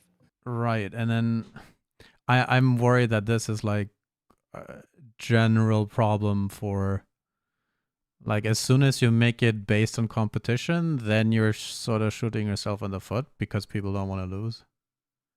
And then you have to pretend it's a competition while it's actually not. And I think that's why we're tiptoeing around this. Well, I don't like. There's somebody in chat saying that the inner ring should be competitive, and the inner ring isn't competitive. It's usually a who owns the inner ring. Now they go and they put their pressure somewhere else once they own the inner ring. Like, they don't compete to own the inner ring on a regular basis. Like, even the fights in the inner ring are mostly not for control of the inner ring. They're like fights of display. Like today we saw a lot of people just standing around because somebody gave them a false attack. And we saw that on both servers. You can't, you kind of have to you have to be there. Stand there. And it's very easy to false attack. There's no real negative to not doing it because, again, you have so much resources that the 20 million that it costs to send an attack is useless. I mean, one set. It kind of takes some effort to get a launch off, though. Like the new system isn't as bad as like the war camp system we used to have. A little bit better, and I will say it's way better than the war. Like, that's the thing, is everything takes one step forward, and I think that's what you need to see with Albion Online and its Outlands gameplay, is that every year one update should be dedicated to how do we improve this year's end game. How do we improve the end game for our end game players? We have 3 to 4 updates a year. One of them should be on making that part of the game better than it was last year. Is it a big update to that or a small update to that? That depends on that year. And like, do you have 3 or do you have 4 updates? If you have 4, dedicate a big one. Make something really good there. Make it better. And I think that's something that can be done once the path to the Outlands is better. And that will be better when they improve the Royals and improve faction warfare and improve some of the tools to get into these guilds. But the end game is very fun, but it's very easy to bypass and just secure resources. And that becomes a problem. If it wasn't fun, that would be the problem. If it didn't have resources, that would be the problem. But there are resources and it is fun. Why aren't they fighting? I mean, I disagree that people aren't fighting. Have you watched Albion Asia? Well, no, okay. I mean, the Asia one I can't comment on, but the people are definitely actively seeking out fights on EU. Which is where, and that was where the discussion, that was the one was saying, how are you going to deal with these 2 guilds doing stuff on EU? But also, what I think would be a really interesting stat actually would be like, I'd love to know on each server the percentage of players that partake in this ZVZ in end game, you know, in what we consider the end game content. That would be quite interesting to know, because then you've got to think of what you know, what resources do we put towards it. No, I don't think there should be timers for everything. I agree with the shows in there that there needs to be more opportunities for things to happen organically, but that doesn't always work, and some content stagnates and dies because of it, right? Right. So I think you sometimes like you there's need to step in. like the more organized you want the activity to be, the more it should be timer oriented. The less organized you need it to be, the more it should just be drop in. So things like the small scale activities should always be drop in and very easy to get to anytime. If you're going to have a timer, make it a 5-minute timer so you have enough people in the queue, right? That kind of thing. With the end game content that requires hundreds of people to participate, and you have an entire guild or alliance's resources on the line, you have to give people notification, and that requires timers and setup. Something like faction warfare, which is just something where you're supposed to be able to go, in my mind at least, go to your city, queue up, and then wander to the front and get a fight. That shouldn't be on a timer. I shouldn't have to worry about not being on at the right time to go fight for my city. Now, Bandits is different than that, and I understand why that's on a timer, but it's not on a set timer. It's It's it happens for a randomized. set amount of time, You and get then a it little bit of ends. notice, and then it just Yes, starts, right? It's right. not like And so it that's happens slightly at different. X time. And I wouldn't mind seeing more of that kind of stuff. I would love to see that kind of stuff for non-PvP activities in the game as a way of encouraging PvP activity and encouraging people to do different activities in general. Like, say, like we used to have that concept of the map that would tell you where mobs hadn't been killed in a while and they were likely to be evolved, and there was more silver in that zone, or there were less players in that zone. That was this idea of a activity heat map that would push people to lower population zones. I think you can do that now with saying, okay, this zone that has no activity in it, well, now it's got a resource boon, and it is now an orange zone activity for the next 3 hours, but there's a 300% resource boon in the area. Go.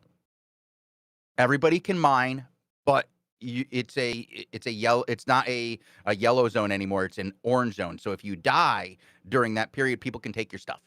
So it creates a double level of activity for a period of time. And it's those kinds of weird things that I would like us to do with moving people around the world, moving people into activities for timers, heightening certain types of gameplay activities, using the tools that we have to spice things up in a very, very stagnant royal continent. And that goes beyond the problems at the end game. That's a starter zone issue that people end up being tier 4, 5, 6 for 6 months. Fair enough. Fair enough. I mean, we do kind of have like a similar thing. You know, the safe portal, for example, does try and put players in the least populated zones so they can sort of get some content. So those sort of systems aren't something that's completely off the radar, but there's definitely a lot of stuff that can be improved at the end game there for people.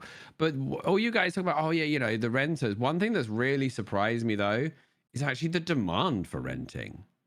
Like I spoke, because I was like, man, when people came to Road to Exile and were like, hey, can we rent such and such zone? And then we were like, What? Huh? Yeah. And we were like, well, we don't rent zones, but we'll help you put your hideout down, right? And they were like, no, we want to pay so that we'll be protected. So we have protection. Yeah, and I think that's so the they issue is actually that want to be able to not ZVZ. Like there's they want to be able no non-Mando but have a zone. right, but there's no like that's the thing is I think that we have an issue where rental can be a possibility, which forces rental. Because you can have a large group come in and defend a small group, and that large group has the freedom of time to come in and do that, then that smaller group is looking for a big brother because there's already a big brother coming to push them out.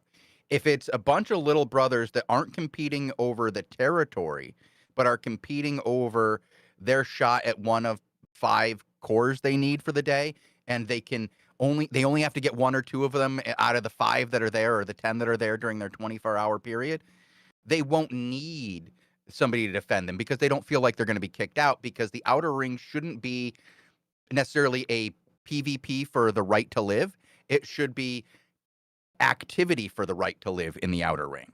Like, that's all it should require. That's how you kill rental, is you make it so the only thing you need to do is be active and put cores in your hideout. Nobody's going to be able to come destroy your hideout. But they want to own the tower. Yeah, but they want to own the tower, for example. Right. Well, right?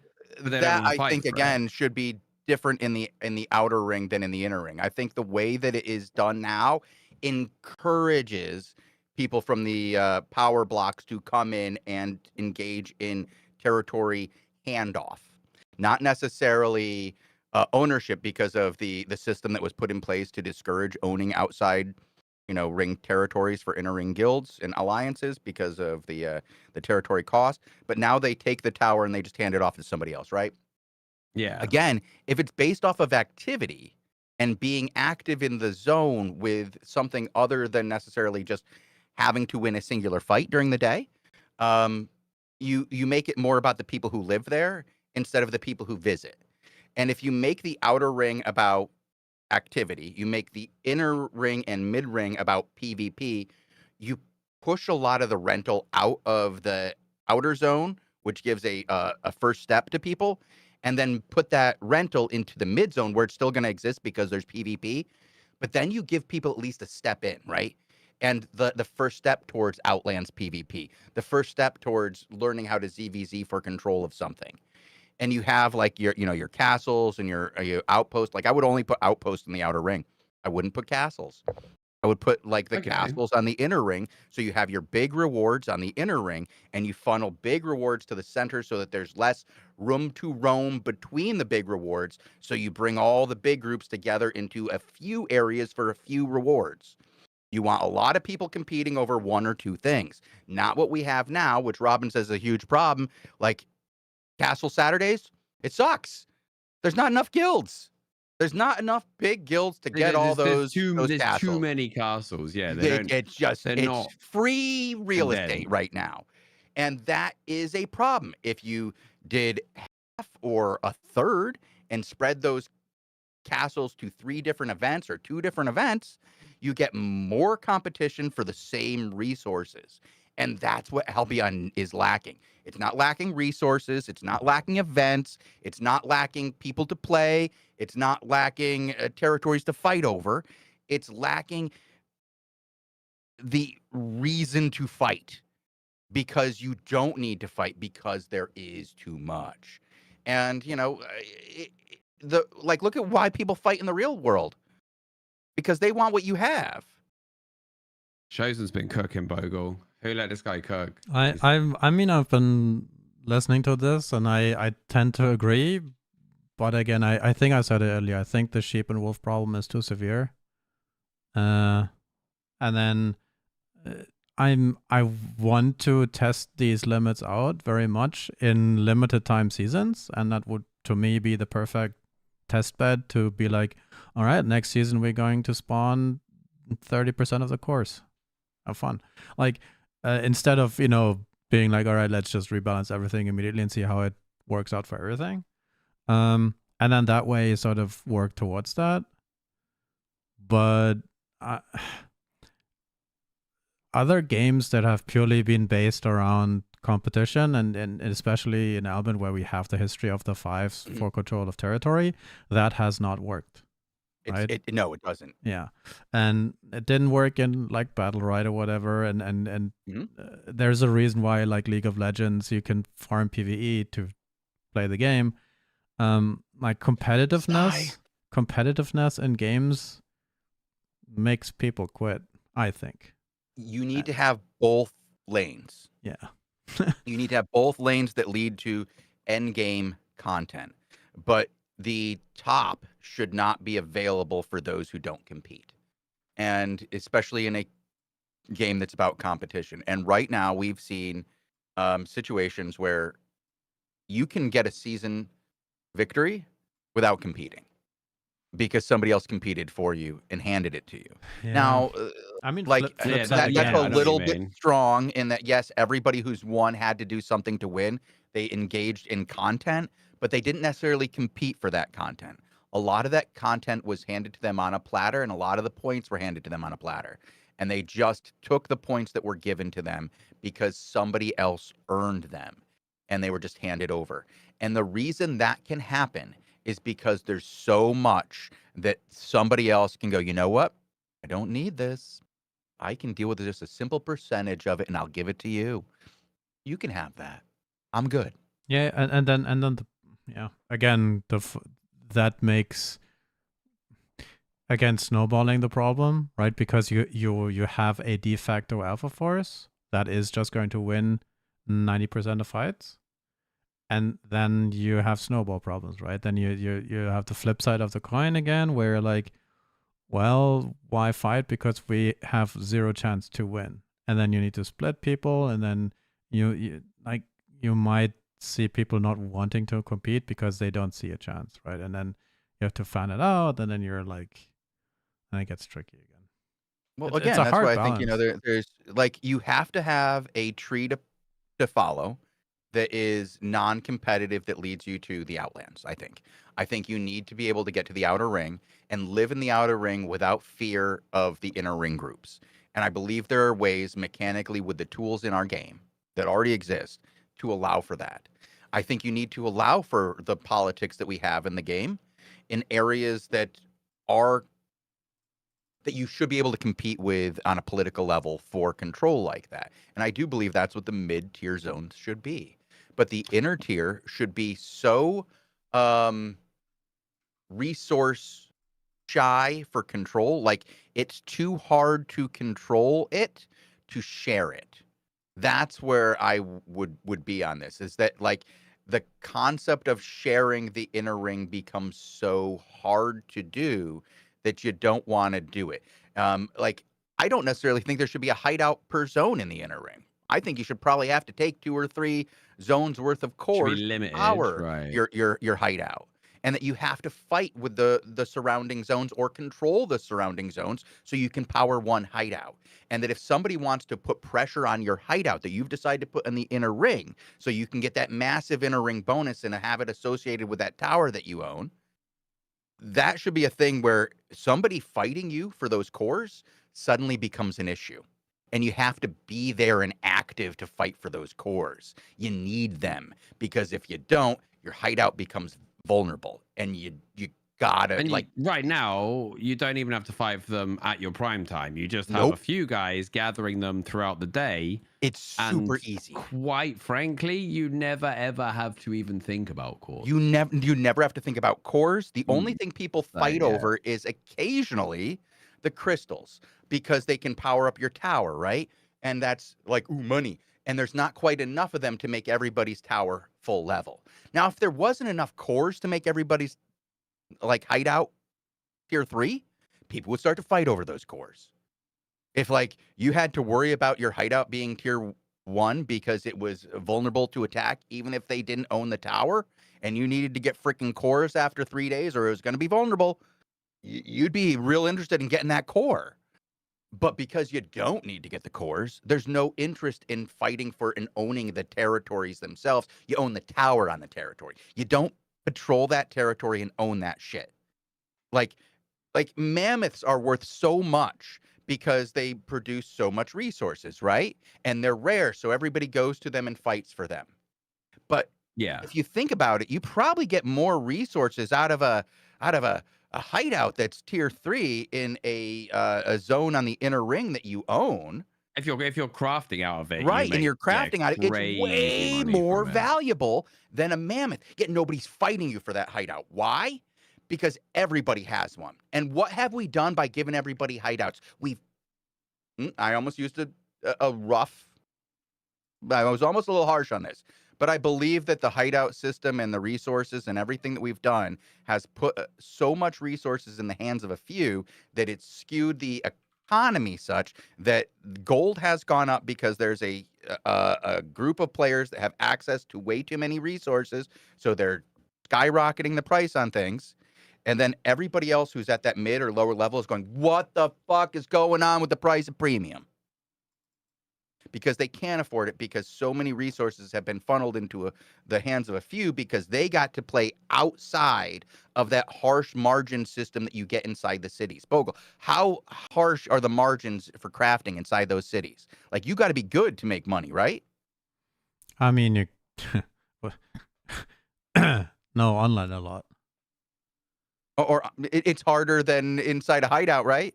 In the inner ring. Like, I mean, real talk. You to move shit in and out of a hideout, you need proper organization and like timing. But if you want to delegate and do, then it's workable. But it's actually quite a lot of work. Well, what we're talking about isn't the amount of work. We're talking about the amount of resource gain. Like, if you have a hideout in the inner ring, like compared to me in the city, it doesn't matter how many guys I have working in the city. With someone who's willing to do that. Yeah. Yeah, you're not. Like, it doesn't matter. I could have the exact same workforce working out of the city. Like, you've had massive workforces working out of the city. You just get a lower. I mean, the bottom line is you get a lower rate of return. A lower rate of return. And like that rate of return, people aren't fighting for. They're just getting. And they're getting resources equal to mammoths honestly, every like day. Arguing resources as a bottleneck is not an argument, because there's infinite of everything anywhere because of transportation. Yeah. It's not a bottleneck. We're talking about but we're not talking about as a bottleneck. We're talking about as a, the time by ease of creation in the Outlands is something worth fighting for if you have to fight for it, but you don't, you just get it. If you're part of the group. And you can be part of the group without having to fight for it, because there's enough resources to allow everybody in the group to have one of these resource producing nodes, like the hideout that just produces at a higher rate. Like, it's very easy once you have that manpower to work with the other groups that have the manpower and get it, and then exclude everybody else from having it. And you guys don't have to work together to do anything to have that. All you have to do is show up at specific timers and overwhelm the groups. Look at what's going on with Girth, okay? Now, Girth is a group that used to fight against this. They used to be we don't want this shit. We don't want rental. We don't want hand-holding. We fight against this stuff until they got it. Once they got it, the rewards for it and the lack of needing to compete for it were so much so that now they are what they hate. Look at how Robin feels about being part of that group. He hates it. Yeah, he's still part of that group because that's his group, and his group is doing things he hates. And they're doing things he hates because nothing in the game is telling them not to. And the game is basically telling them to, because they don't have to do anything besides agree with their neighbors and show up at that time with 300 people, and then nobody can stop them from making the most money. Why wouldn't you do that? Yeah. I mean, it's addictive, isn't it? Having all that stuff, all that shiny.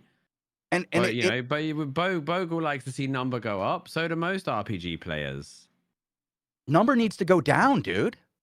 Number needs to go down. I mean, so some inherent issues though, right? And we do see this sometimes. It's like, let's say you've theoretically found a way that if you live in the inner ring, you kind of have to spend your time there controlling it. You don't have time to power project, for example. But then so the second or third or fourth best alliance, right, would just take over the outer and become the dominant that's where you give Somebody them will always bully well, that. you have to take away the tools that allow for dominance of the outer ring.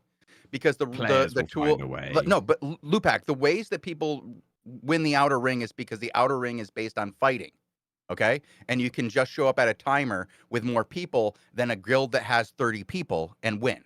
And so it's very easy to rent because it's based on fighting. If you make it about activity in the zone, not a timer, but an activity in the zone, you can change the outlook of the outer ring completely. I don't think that rental should go away 100%. I think that it should be limited, and that's why you have a mid-tier like zones that we have now and an inner ring. So like the mid area, I think should be that place where you go you start to make that inroads into politics, we would call it. You know, like this is your reason for wanting to get into politics because here's your middle area where you can get involved in that. But the inner ring should be something that you don't want to share because it's so limited that you have to fight to keep it out, and something that breaks up alliances. You want something that's a POI that will break up, like let's use an example here. So you had the old PoE, right? You had Crimson Imperium Reborn, and who was their buddy there for the longest time? Hammer and Sickle. You know, you want something that breaks that alliance up. You want something that those two guilds who agreed on sharing something for 6 months go, I don't want to share with you anymore because you're getting the better end of the deal. But if everybody gets a good deal, it's really hard to break it up. You got to make it so that it's limited and there's one group that gets a bonus and everybody else doesn't. Like the bonuses shouldn't be alliance wide for those hideouts, dude. Like it should be for the guild and that's in the hideout, that owns the hideout, and they have to own the territory too to get the bonus. Like these bonuses are just given out like candy, and there's very little concern for the outcome of what that's produced. And it hasn't just produced inflation, it's produced a political climate that is,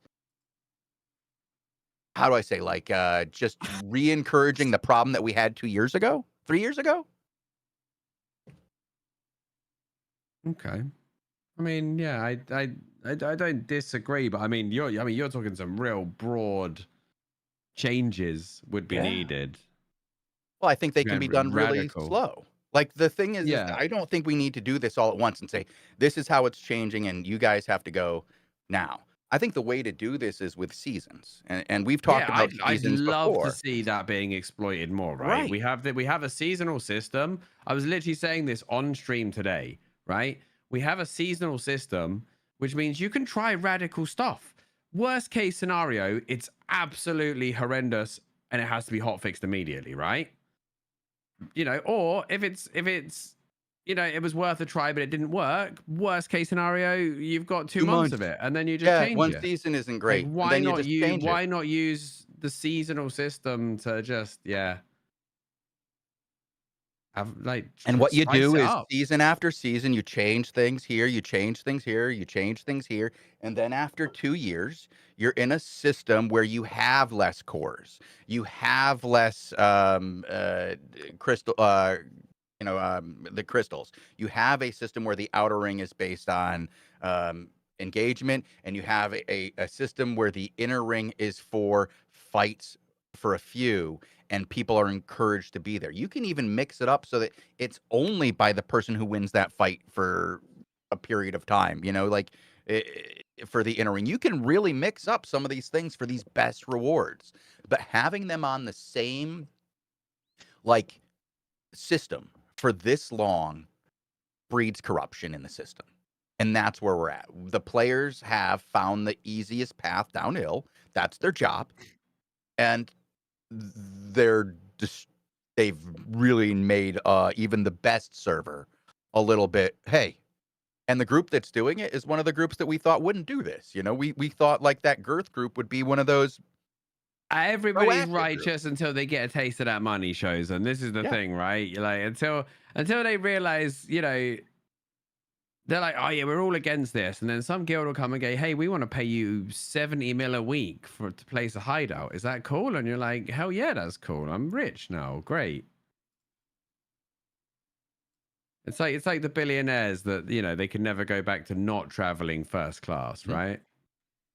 Yeah, it's some people are touching on some things here. You have to look at like what causes conflict historically in the real world. I wouldn't base it off of today because we're in a very weird political climate. But you look at like historical conflicts that have arisen in regional conflicts. You know, you look at like some old stuff, and you will see that there are certain kinds of things that will always cause conflict. And if you establish those as part of your season, like, you know, one of the things that causes conflict, you know, regionally is famine.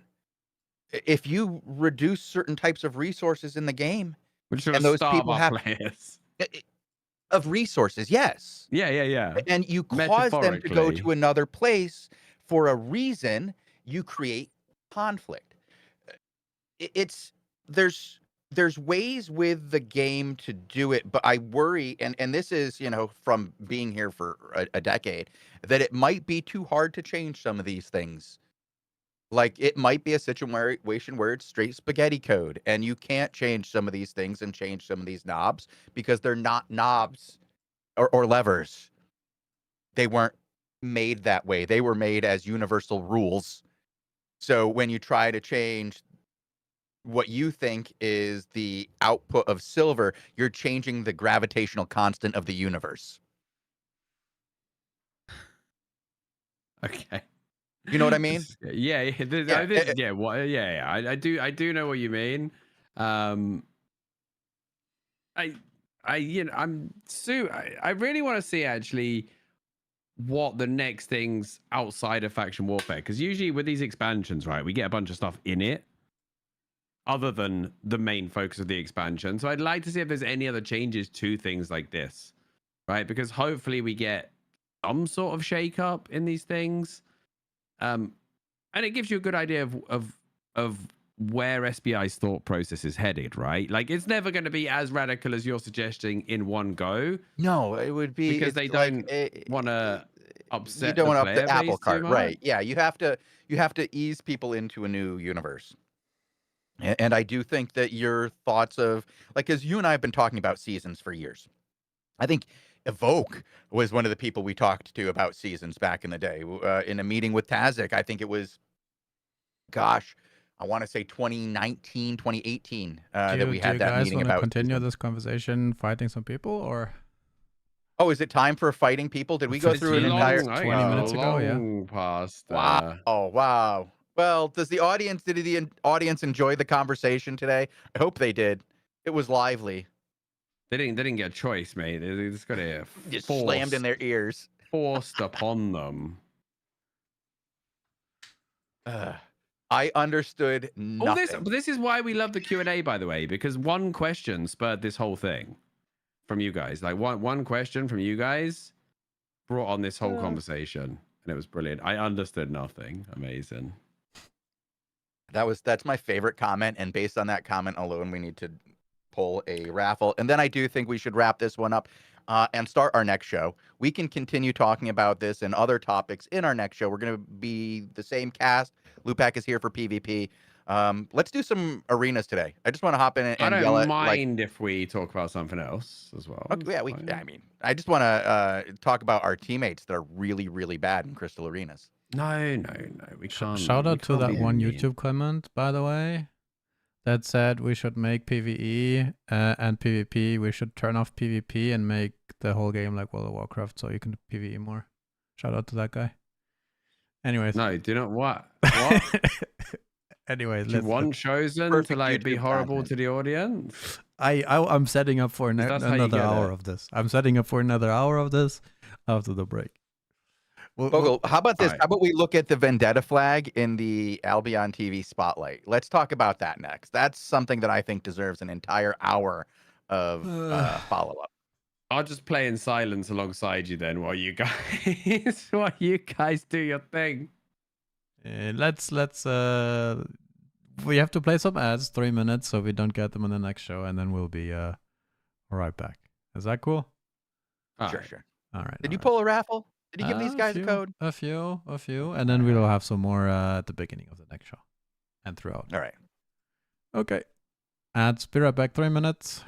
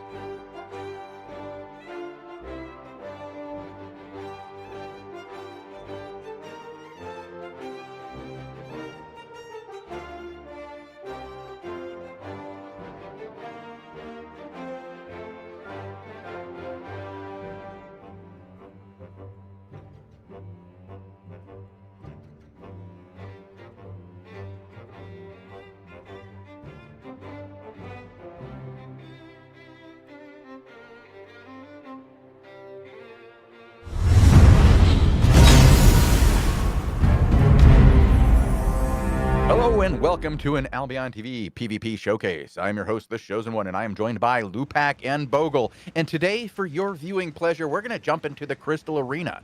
We've been doing a lot of depths, and recently we've been letting you guys vote on what you wanted to see us do. But today, no, I'm just going to take us into the Crystal Arena, and I'm going to chew out my teammates. I'm feeling kind of spicy. I talked about Outlands politics for an hour and a half, and I need to get my angst out. And I'm playing fire. I'm dropping firewalls. Yeah, this is what we're doing here today. Gonna be one of those, boys. I mean, he's spoken. It sounds like we don't have a choice, Bogle, right? I don't mind. I don't mind. I mean, I have been getting a little bit bummed out with so much walking around and then second and third floor on the depths being kind of meh. So I don't mind instant action if we would get in. But at the same time, we played Arena so much, you know, it's... I'm for the corrupted era, I'm telling you now. We might have to do that at some point. Hellgates, you mean? I'm not doing corrupted dungeons. No. Never again. Right. Never again. Never again. Why not Chosen? It's a Let me competitive check game mode. You Chosen's should infamy. enjoy that, no? Oh my God, I can't tell you how much I didn't enjoy that. And everybody's entitled to their own opinions. When they first came out, I did them a little bit, and I then had to do them more because I was doing feedback, and I really learned to dislike them. And I'm sorry. Right, the secret is you've just got to play troll build, Chosen. You got to play troll build. That was what I was going up against at the time. Do you remember the Ironclad meta? Yeah. Oh yeah. Yeah. Amazing. Someone in chat. We were doing a feature yesterday for the learning show where chat came up with wacky builds and we tried to make them work. The sort of show we were learning about like build design, how it comes together. And we came up with this like stupid, right, Incubus Mace corrupted dungeon build, Chosen, that just doesn't feel like it should ever work. And for some reason, it's stupidly powerful. It's like actually hilarious. And it's like none of the meta guys know how to play against it because it doesn't exist. It's not a real thing. Yeah. And it's just obnoxious and it's great, bro. All right, eat your food, boys. Eat your food. Lupac is trolling once again. He's bringing the Energy Shaper, which surprisingly good. We do have some melee guys. And then, we got a Death Giver and a Infinity Blade. Interesting to see what that does. Our opponents are bringing Bogle's favorite thing in the world, double daggers. So I'm looking forward to seeing how Bogle deals with that. It's been a while since he's dealt with it correctly. Bought 7 free acid pots. I think these cost about 200k each to throw. Probably not going to throw many of them. The dagger is behind Bogle already. Dagger guy is going to go for Bogle. I made a mistake early. Oh, he's over here. Early mistakes. Dagger is dead. We're good. We're good. Okay. Coming in hot. This curse guy is about to die, I believe. I have to get out of here. Gonna drop behind Bogle, put a firewall up to stop that guy from harassing us, Bogle. I'm gonna put pressure on the shapeshifter right now because he's a jerk. Shapeshifter guys, the healer is like beaming the wrong people repeatedly, he's not great. Is nice. I got the shapeshifter guy isn't within range to die anymore. I'm gonna put pressure onto the curse. Oh, never mind. I have an O in 8, so we just want to chill for a little bit. Like this guy's playing. Oh, this guy's playing the Great Curse against Bogle. That's actually like low key. Very smart. Good. Very smart. And I'm about to cook the Shaper, hopefully. Shaper getting cooked. Oh God, I'm dead. I missed. I suck. I missed. Right. I got double smack. Good I save, think it was Bogle. actually the dagger who might have finished me you off see on that Bogle? That guy got smashed. That guy got smashed. That was a little bit too close for my liking there. Nah, I did the maths. Bogle. What do you mean? This guy, the dagger's invisible. He's coming in. Okay, he already tapped me once, but it was the Frost who finished me off. We're about to use Yim. No, Yim just out of that. This guy's gaming. Going in. He got the cap though, unfortunate. Yep, that's this guy's charging me up. It's acid time. Oh no, I don't have my ult. I literally don't have my ult. That's unfortunate. Yeah, it did nothing to I him. got daggered. I might... Lily. Here, Bogle. Nearly killed the healer. The wolves. Oh, good block. What a block there from Chosen. I am in a little bit of trouble till the next reset, I would say. Oh god, this guy. We actually might need to switch to Holy here. This guy's just purging stacks over and over. He is crazy. I got him. He's down. I say switch to Holy as if Bogle has a swap. He definitely does. He doesn't. I do not. I don't. There's no chance. Why would I carry There's around no chance. swaps, There is dude? more chance than hand-holding stops in the Outlands, right? Than Bogle has a Holy swap in case of Great Nature. In Bogle's defense, though, you don't really see a lot of Great Nature. I suppose you have a Druid cow shows. Great curse. Great curse. You mean? Great curse, yeah. Nope. I'm using my fancy hat that I like. That was good. Sorry. You like that one, Lupac? That was very nice. I'm pressing in now. Look, I might look for the healer. Does the healer have a cleanse at all? The healer has like no cleanse, by the way, so I can actually 100 to 0 him, I think. Oh, that guy had it amp for you, shows him, didn't he? Yeah, he doesn't like what I did to him, but that's okay. He's about to die for it, what he did. Boy! He'd have just got the beam off there, but he's having a bad time now. Come through this. Come through this. Why does that guy have 0 health and still fight? The healer's one. Now. The healer's one. The healer's dead. Okay. We lost one guy, but it's a sacrifice I'm willing to make. Find this Frost over on the side. I can deal with this guy there. He's going to back cap, so I'm going to go deal with that. All right, don't worry about me. Thank you, that. But oh, that's really nice.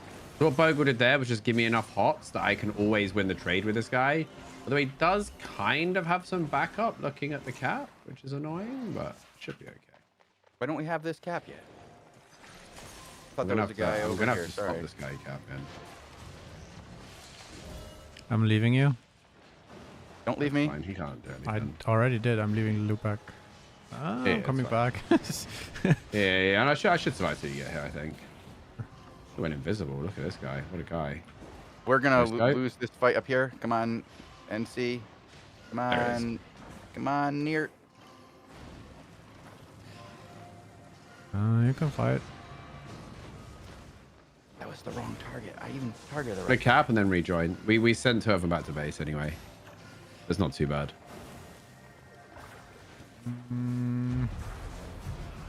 Alright, talking about faction warfare, bandit assault in 15. Let's go. Actually, we could go do that, boys.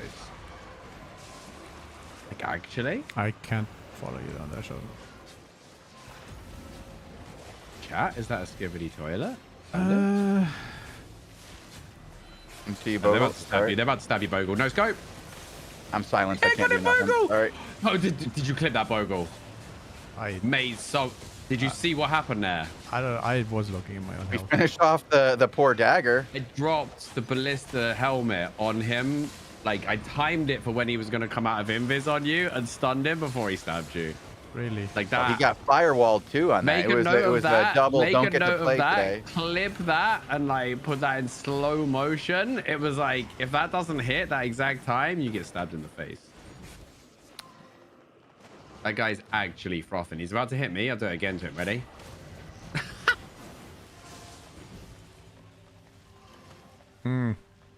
Tag. That was nasty. That was nasty. We win. It's over. Right. Oh my god.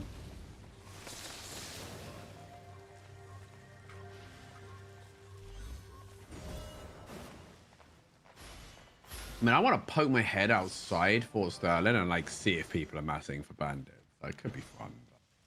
I don't really. I'd have. Yeah, it takes a little. We'd have to have a set ready to go, and I do not Just have. go one. buy a 6-1 set. Same thing you're wearing. Just go buy it in 6-1. Oh baby. Limhurst flags are. You are. We'll get to Limhouse. I don't mind where we flag. I mean, me and Chosen don't have any rep to protect. I think I probably still have Limhurst rep, right? Don't have any rep yet. Exactly. So you don't mind. I'm still tree hugger rank of Limhurst. That's all good. Oh, hang on. I need some different potions. I definitely don't want to throw 200k a pop potion. Hang on.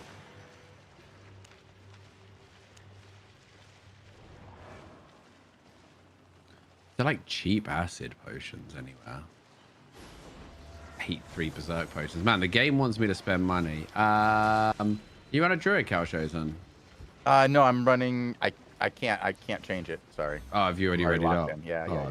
no, because I need my I can helmet to change it set for next myself time. up. Ah, it's all good. It's all good. See how much tier 5 acids are. Okay, they're way more reasonable. Let's buy 50 of them.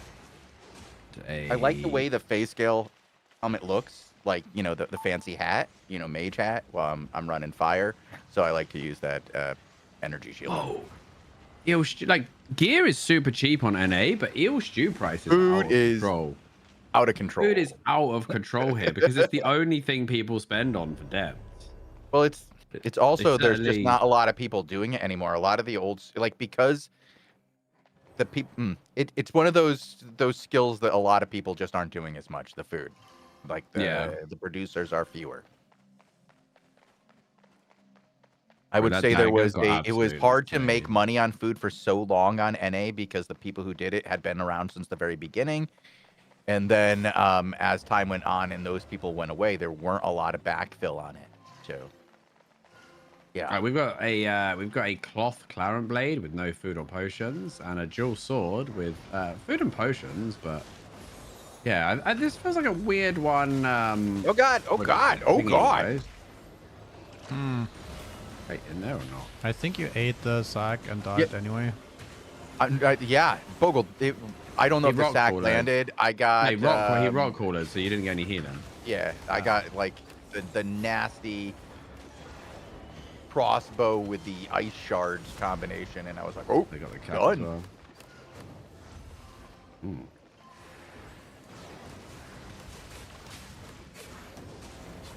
Bro, this crossbow is actually.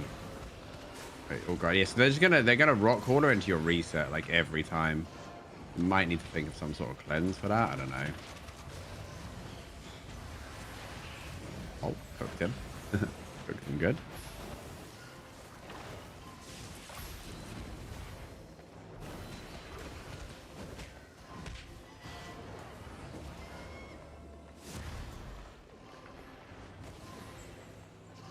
I just play further back, I think. Yeah. I guess I just got pulled in. Ugh. This guy just in tenacity shoes or what? I'm not sure. There's a crossbow guy coming from behind. It's fine. This didn't work very well for him, did it? How is their healer just like constantly coming in? Like just saving everybody. Oh my life. Guys hate me, bro. These guys hate me. I don't know. What did I ever do to them? What did I ever do to them, Bogle? Oh, it worked out well though, because they were looking the other way and their team got deleted. Oh, these guys got no healer. Even better. Royce, I have a healer and you don't. How about that? Oh, kegged. Unlucky son. Unlucky son.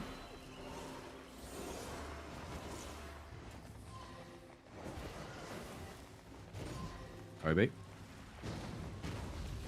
Huge Chosen. Oh, is he alive? He's not alive. Get horned.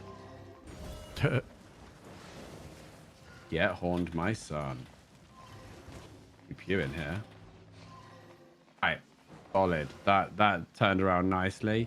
I'm having mega energy issues, so I have to use the energy boots as well. It's kind of good, right? Let's go ahead and charge up, shall we? Yeah. Wow, really good by the gloves there.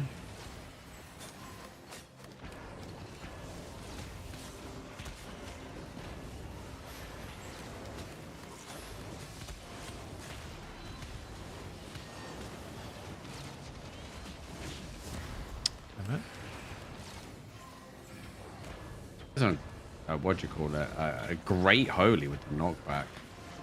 Actually wild. Oh man.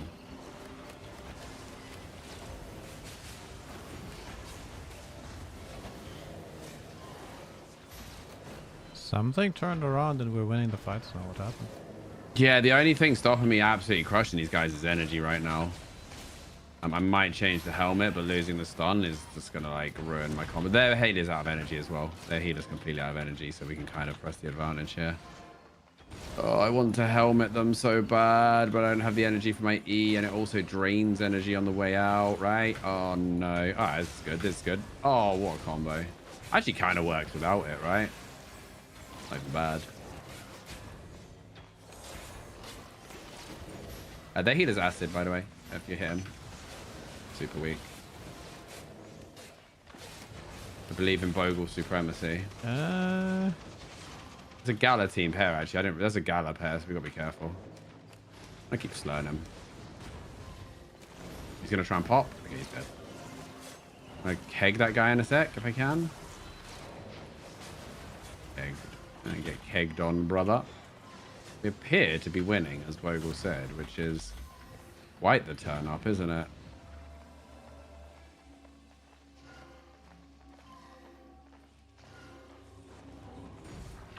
You muted Chosen, by the way. Good talking. Oh, I am talking, and I've been talking. I coughed and It sounds like, well, it's been a gross bit. noise. It was a super long cough. Don't worry, guys. Yeah. Oh, the bird just died as collapsed. Well, I told you guys what was going on with the caps this whole time, what the cap plan was, how we could pull this off, where the enemy was, what their health pool was, what you need to do to kill them. But yeah, screw that up. He was leading everything until he wasn't. He was calling the fight. He was called in the fight, but to absolutely no one, unfortunately. Nobody at all, just to myself. Don't worry, I did great. Got another 40 tick for you guys coming up here as I once again secure the 3 cap and take the back fight myself solo. So, you know. My God, that guy nearly died. That's so annoying. I might not get a lot of the team fight points, but I've been wrecking these guys behind the lines and making sure they don't get any caps. Securing the team. Bogle's wondering why we're winning. Oh, it's because I started playing the cap game for us, so somebody did. That's a winning strategy. I do applaud it. Yeah. Just going for the back cap, but it doesn't work. A strategy employed by too few. Laser time. No scope. Oh my God! You see his health? Oh, he was like 1 HP. Black Funeral got him. Silver 1. Yeah. There we go. Stole my kill. Bronze 1. Nearly achieved. I don't want to leave bronze. I don't want to leave iron because it's kind of chilling, right? Our teammates may not have gotten a lot of points, but one of them secured a number of kills for us. I'll take that. But 5 caps from Chosen. How did we come back from that? I have no idea. How did we suddenly come back from this? It's like if you actually play the mechanics, you're... Yeah. He's just too based. He's just too based, isn't he? What can you do when you got somebody so mighty? I don't know. Yeah, I think you should like try and push tent more, Chosen. Bogle? Huh? Like a true arena player. Yeah. You're off meta here. That's how the guys in our team do it. They just rush tent, bro. And you shouldn't wait for your team. Yeah. I never just wait for my team. Just shout Leroy Jenkins, go straight in, job done. Have you seen Chad the Bird do his bit on Leroy Jenkins? If you haven't, Google it. You'll enjoy it. I don't know what that is. So Chad the Bird is a comedy puppet that does historical reference to nerddom and geekdom and just weird things like all sorts of weirddom. Very good stories from Chad the Bird there. Do recommend. But the Chad the Bird, Leroy Jenkins. Chad the Bird. I'm just trying to get over this like thing that Robin keeps posting. Every time we try and have a conversation with Robin, he just puts a little peanut thing on screen. A peanut with I'm like kind of worried about big him. lips. Yeah, I don't understand. I've watched a couple of episodes of this thing. I don't understand it. It's total brain rot. Like, do you remember? Yeah. Do you remember when that guy did like the orange with the animated mouth back in the day? Thing, yeah. Well, that was more entertaining. Yeah, but like then it was like silly and I don't know.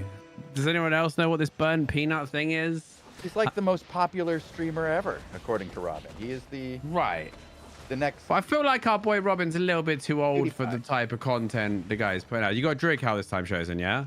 No, but I have time. Oh, sick. Because like that is literally the only thing holding us back from supreme victory. Now, I wouldn't mind running like energy management myself, but it kind of messes up what I'm trying to do here. Druid cowl. I mean, it's the Having future, somebody as Luke. Like, epic I as think Chosen. I think you guys should get ready for the next wave of Twitch entertainment, which is, you know, AI controlled avatars that actually move based on. Are you working on your AI avatar? And if you're I've into got good peanuts, news. then I you're got into really good peanuts. news, Bogle, on that front though, right? Yeah. I'm basically making preparations at the end of this month to make the final payment on my mortgage. Therefore, I will never have to care about any of that shit and I won't have to adapt to any of this meme shit ever again. And I can just stream dumb games that I want to stream for the rest of my life. Because that whole like having to adapt to TikTok and all this stuff, I'm too old for it, Bogle. I just haven't got the energy Have you in me seen how many anymore. views we've gotten on TikTok though? You are a TikTok star. Yeah, I mean, I am on the TikTok. I did not know this, but we have hundreds of thousands of views on the TikToks already. Instant TikTok stars we became. She's doing well, but we need someone like Mel who knows about this stuff. Right? Watch this guy die. We need somebody in that age group for sure.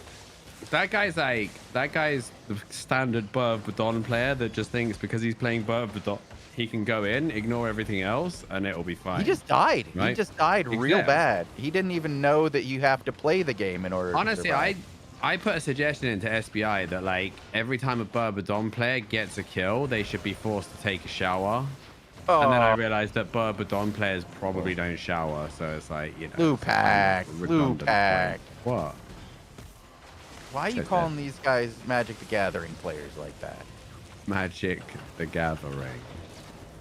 You know, I get energy when you get out of this bear nonsense. God, do you remember when we used to fight 10 bears every day, Chosen? Yep. I actually forgot how annoying. What a shot, bro. Give me the juice. Give me the juice. Dropped it. You need some juice. Chosen, you need the juice as well. There we go. There's the No, I need the chase. I need the chase. I need the chase. He needs, what is it, Bogle? The Slurpy Derpy. No comment. As in from that famous TikTok. What we need to turn the Slurpy Derpy into a TikTok. Bogle and the Pritchett Ding Ding Dong could become a TikTok sensation. Just think of all the TikTok songs made out of that. How many TikToks will he earn for that though? Like, probably like 10K. Nice. I don't know if that's a good amount of TikTok. That's not even our like. Can we shout out, by the way, the Armor of Valor healer here, whose output is kind of low. I'm gonna cook this guy.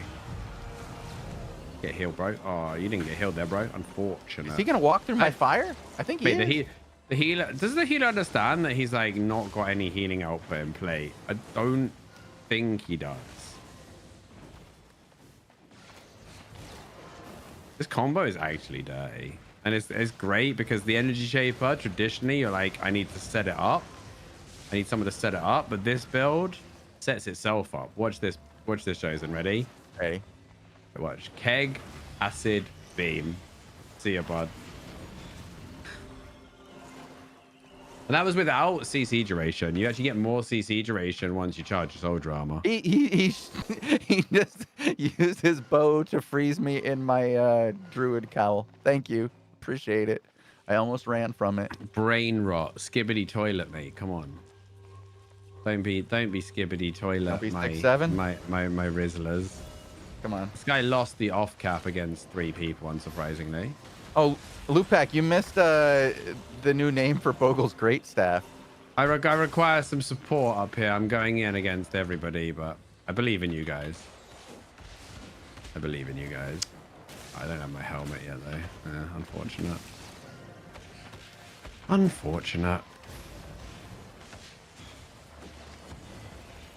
It's a bit hard to reproduce the timing on that joke, though, Chosen. It's like... Yeah, well, I mean, I just think we should just start calling it the mid-nature staff.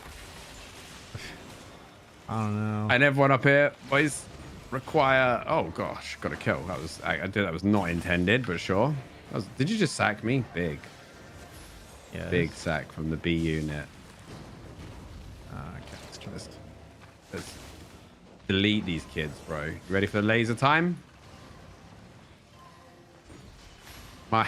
His beam versus my beam. Oh no, this is we don't want to stand in that, Chosen, I believe. I'm dead. Yeah. You just got. If you don't have your cleric, you got to dodge. There's 2 Badons. I gotta hit the resistance potion at the beginning of that, not the end of it. Is what I need to do. That was the mistake there. Nothing says I have never felt the gentle touch of a woman like playing Badon, does it? Please, I need Lupac to explain Skibbity and how to use it in a sentence. I have no idea how to use it, bro. I just say it like every now and again and make TikToks and slappy chats. That's about it, really. Slappy chat. Slappy chats, bro. Kobe. Tinky talk and slappy chat. Yeah. That was a disgusting gameplay here. This is actually like X-rated domination right now, honestly.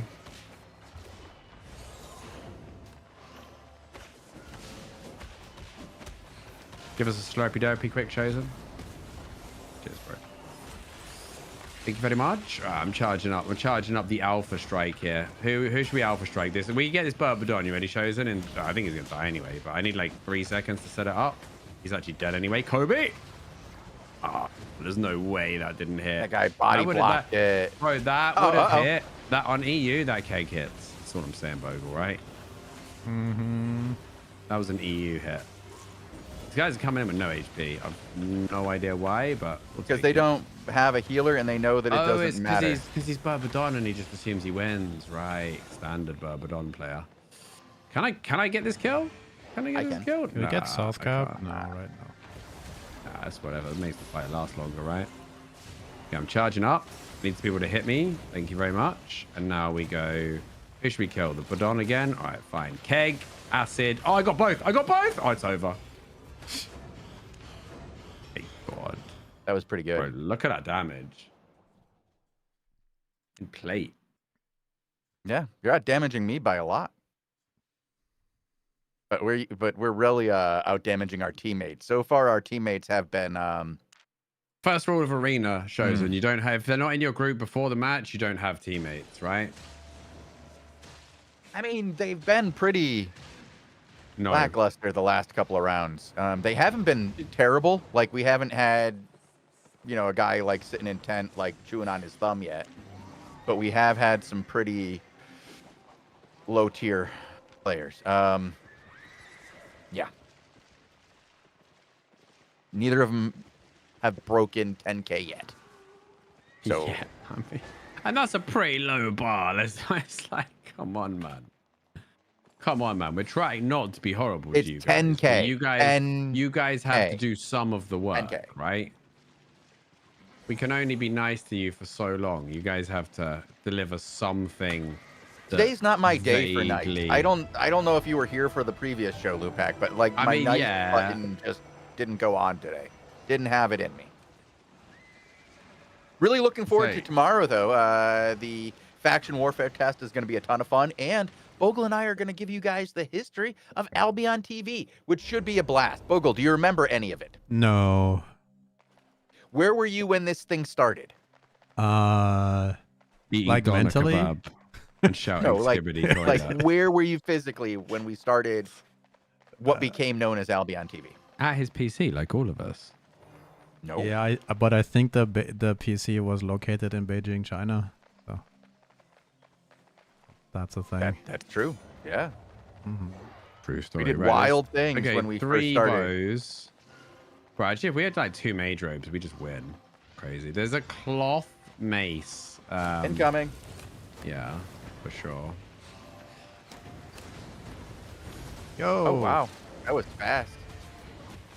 Can you like? I even hit my cleric and it didn't go off. Oh, I think we're losing here. Oh my word. It was the bow. The bow. I mean, it's 3 bows. It's 3 bows, bro. It's 3 bows, and like, our guys are running in with bare paws and no food and stuff. I nearly killed the healer in one. I nearly one-shot the healer, but he just got the roll off. We just got to front to back it then. I refreshed. Bogle says, as an AI, Bogle is not actually located in a physical location. True. No, we keep the server in a spot. And let us Bogle, you're doing the wrong thing. You did the wrong thing, Bogle. Which was? Lead them right to me. Have you tried not standing there? Why they all got cleansed, bro? No, Bogle, I don't have that option. Like, they beat the shit out of me and stopped me from moving. Bro, who plays cleanse in arena shows then? Bogle alive? I think Bogle's actually alive though. That's something. Yo, they hurt though. Not for long, but It bro, wasn't that I needed cleanse. cleanse. It was that I was just dead before I got to do anything from stuff that hits me while I. But you can cleanse out of Badons though, which is nice. Well, that's not really what was doing the damage to me. It's the constant. Like, I haven't gotten hit by his special yet. It's just I'm constantly. No, there's two bows hit. though. There's two bows. Yeah. Absolutely slamming. The regular bows, not the Badon, are actually the big danger here. That's what's kicking my ass. So. Maybe both of you should play bow. I hate bow. Can't bow bring is- myself to it, bro. I can't bring myself to Couldn't play do it. it. Couldn't do I that can. guy though. It's quite. All It's right. quite. I mean, I don't mind the regular bow. The All regular right, come bow's on, got at come least on. some skill to it. Oh my god. I think this one might be an L though, lads. Not gonna lie. Might be a big fat L. I can't even blame my teammates for this one. Nah, it's just they're just like playing good. Why is this guy like? This guy is literally like gold rank. He doesn't bring food or potions. Like, I just hate this. This just makes me angry. After I hit gold, like, I will only play with what do you call it? Stacks, ideally. This guy's just running off on his own, gold rank Andy, and just yeah. How you didn't die? There's no way he didn't die there. Unbelievable. Got one of them.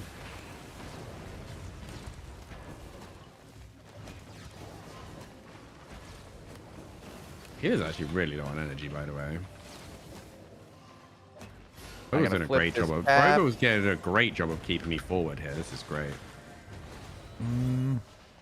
Coming forward.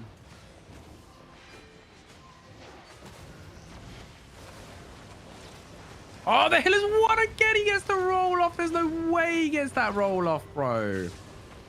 There's no way he gets that roll off. I'm in trouble Did here. he just like try to be coming. cheeky and win that Energy, like if you have it. on the last second, and he ended up totally whiffing it? I think he did. Energy. There it Thank is, there it you. Can't reach it, then look back, you're in trouble. Yeah, I'm coming back. I'm coming back. Kind of bad on energy as well now. All right, thank you. You're gonna have a wait for that. Yeah, guy's toast.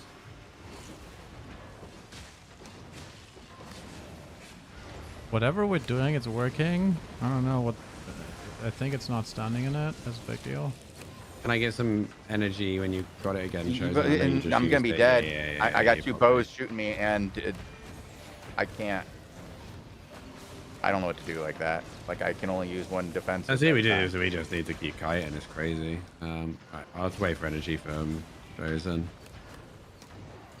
Unfortunately, I think we have Oh, to keep one of the bows dead all the time. And I think that's how we win, is that they can't stay there in free fire. I have to put fire under their feet, but I need to be able to stay there for a second. Drop energy when you come out.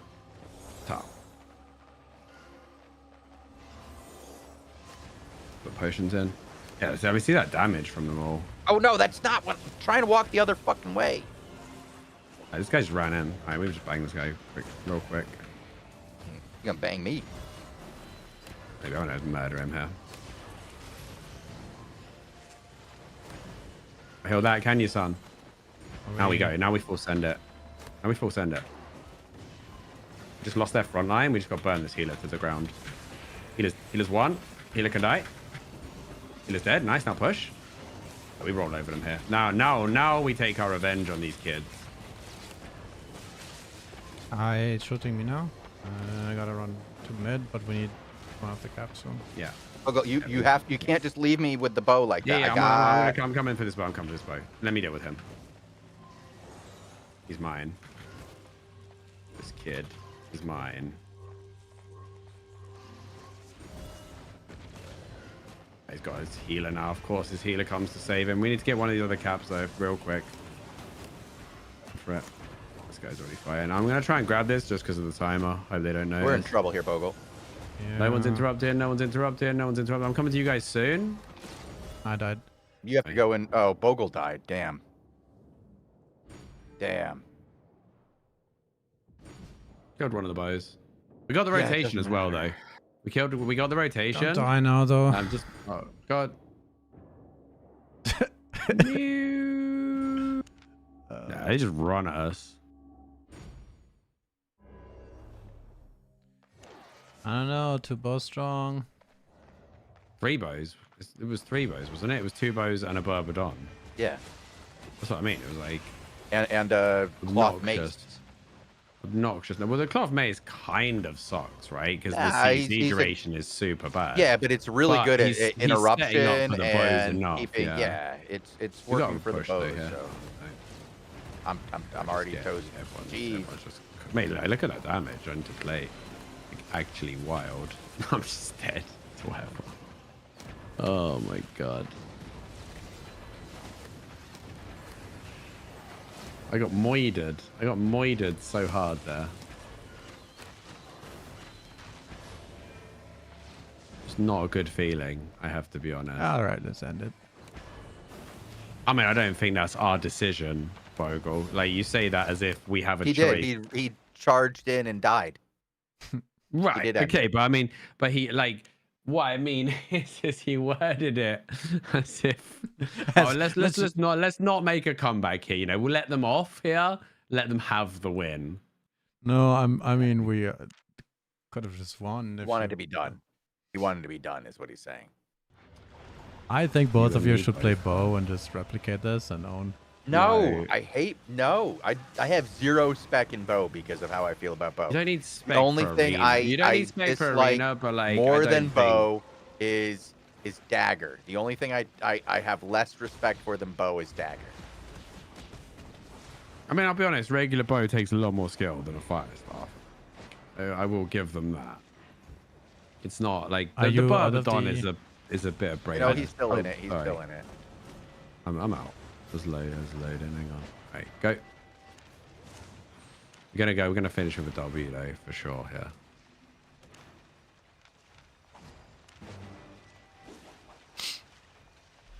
I forgot how late these are. By the way, these shows. Bloody Tazik better be here tomorrow. Bogle, did you pull any raffles? Yes. Cinder Guardian and Gachi Munchenik one earlier. I don't know who they are. Yeah, me neither, but that's the name. They're the dudes, bro. What do you mean? They're dudes. Psychedelic 92 has one. Like, I like that name. Like psychedelic, but psychedelic. Could also be Bogle's pronunciation of these guys. You got to give it, you know, a little bit of one or the other here. One player, you don't know. Gachi Munin Leet has said hello.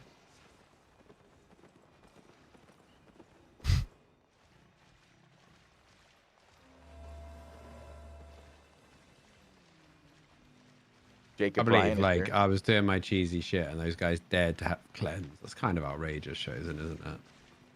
Huh? How dare they have cleanse when I'm trying to do meme stuff? Why they have cleanse? Exactly. It's just rude. Like, why would you do that? Why cleanse?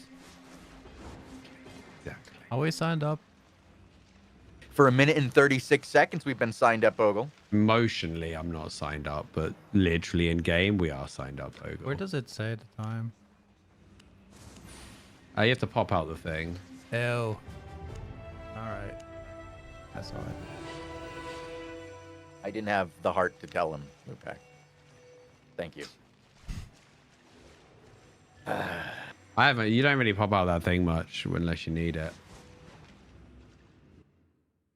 Well, I mean, we have played a lot of arenas the last few days, so I'm just taking this as a indication of how tuned into what we're doing Bogle has been over the last 2 weeks. When what he says is, "How do you tell how much time?" Well, no, because he's a healer, so he doesn't ever really queue for arena. I understand where he's coming from. I need them to give me that new skill, by the way, that's an AoE armor pierce for crossbow. These That's guys gonna are be pretty good. okay. Pretty good. These guys are like 4 melee, so I'm pretty sure they're just going to run at Bogle. And we have a guy who's on a cold staff, and he's not changing. I kind of want them to stack though, honestly. Like this, right? We want them to do this, run in on Bogle, and then they all have the thing that gets through the freaking firewall. Yeah. None of them care. Crazy. None of them care what about thing my gets wall. through the firewall? Oh, they're all gonna stand in it though. Like. Yeah, I'm just cow dropping them all though. Like they're taking so. Oh, that's a good file. They turned on me. Oh, unfortunate. Not what I'm going in. Oh, this guy's got a Judy. Are they all played by the same guy? Because it looks like they're hitting the buttons at the same time here. It's no, that's arena mentality, isn't it? They only have Unga, and then Bunga. Then they have Bunga, but they don't have any of the other. Sometimes I Unga and therefore I Bunga. Oh, it's a big stun. It's a big stun. They're cooked. They're cooked. They're cooked. They're very cooked here, bro. That's 2 for Lupac. Can I get a third? Let's go. Drop some juice. Give me some juice if you got it. Damn. Oh, Dante grabbed that one. We have a arcane on our team. No, he's doing really good though. Like that's actually really good because if they go on you, he just shields you, vocal, and you just don't die. I'm surprised that I don't know. I at least we have you guys playing DPS. If we didn't have you, oh yeah, that was nasty. That was nasty, Bogle, wasn't it? They have no purge for Chosen, therefore they are in trouble.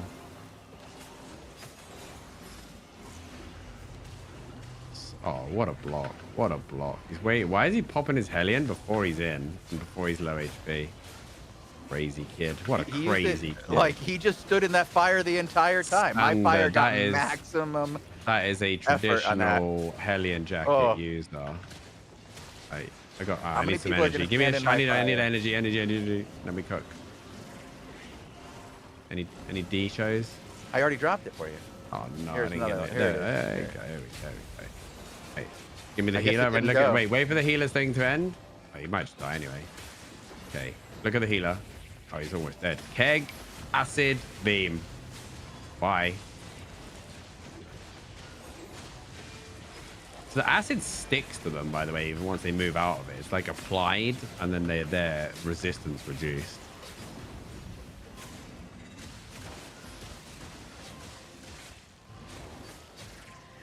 Try to get that combo, but like with a max. We're 150-0 in this, by the way. Just so you guys know, we're 150-0 in this.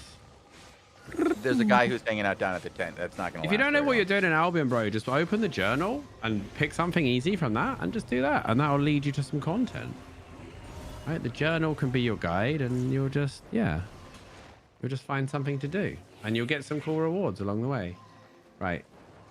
I'm going to. I need 5 seconds, and then I'm going to kill the wall. You ready? Here we go. Right, stack me up. Thank you very much. Here we go. Where's the healer? There's the healer. Keg. My God, I missed the keg because it's NA server. I'm going to blame NA server for that.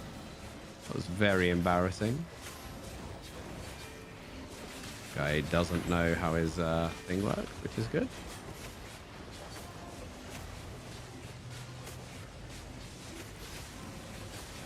Man, having shields makes it making healing so much easier.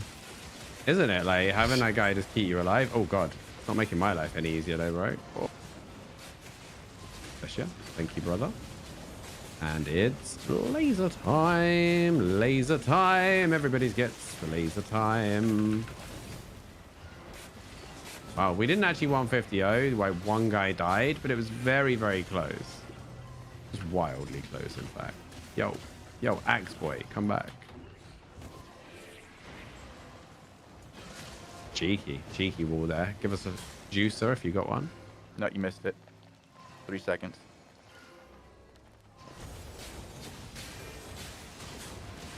They're collapsing on us. We need to stack them a little bit here. Hey, now.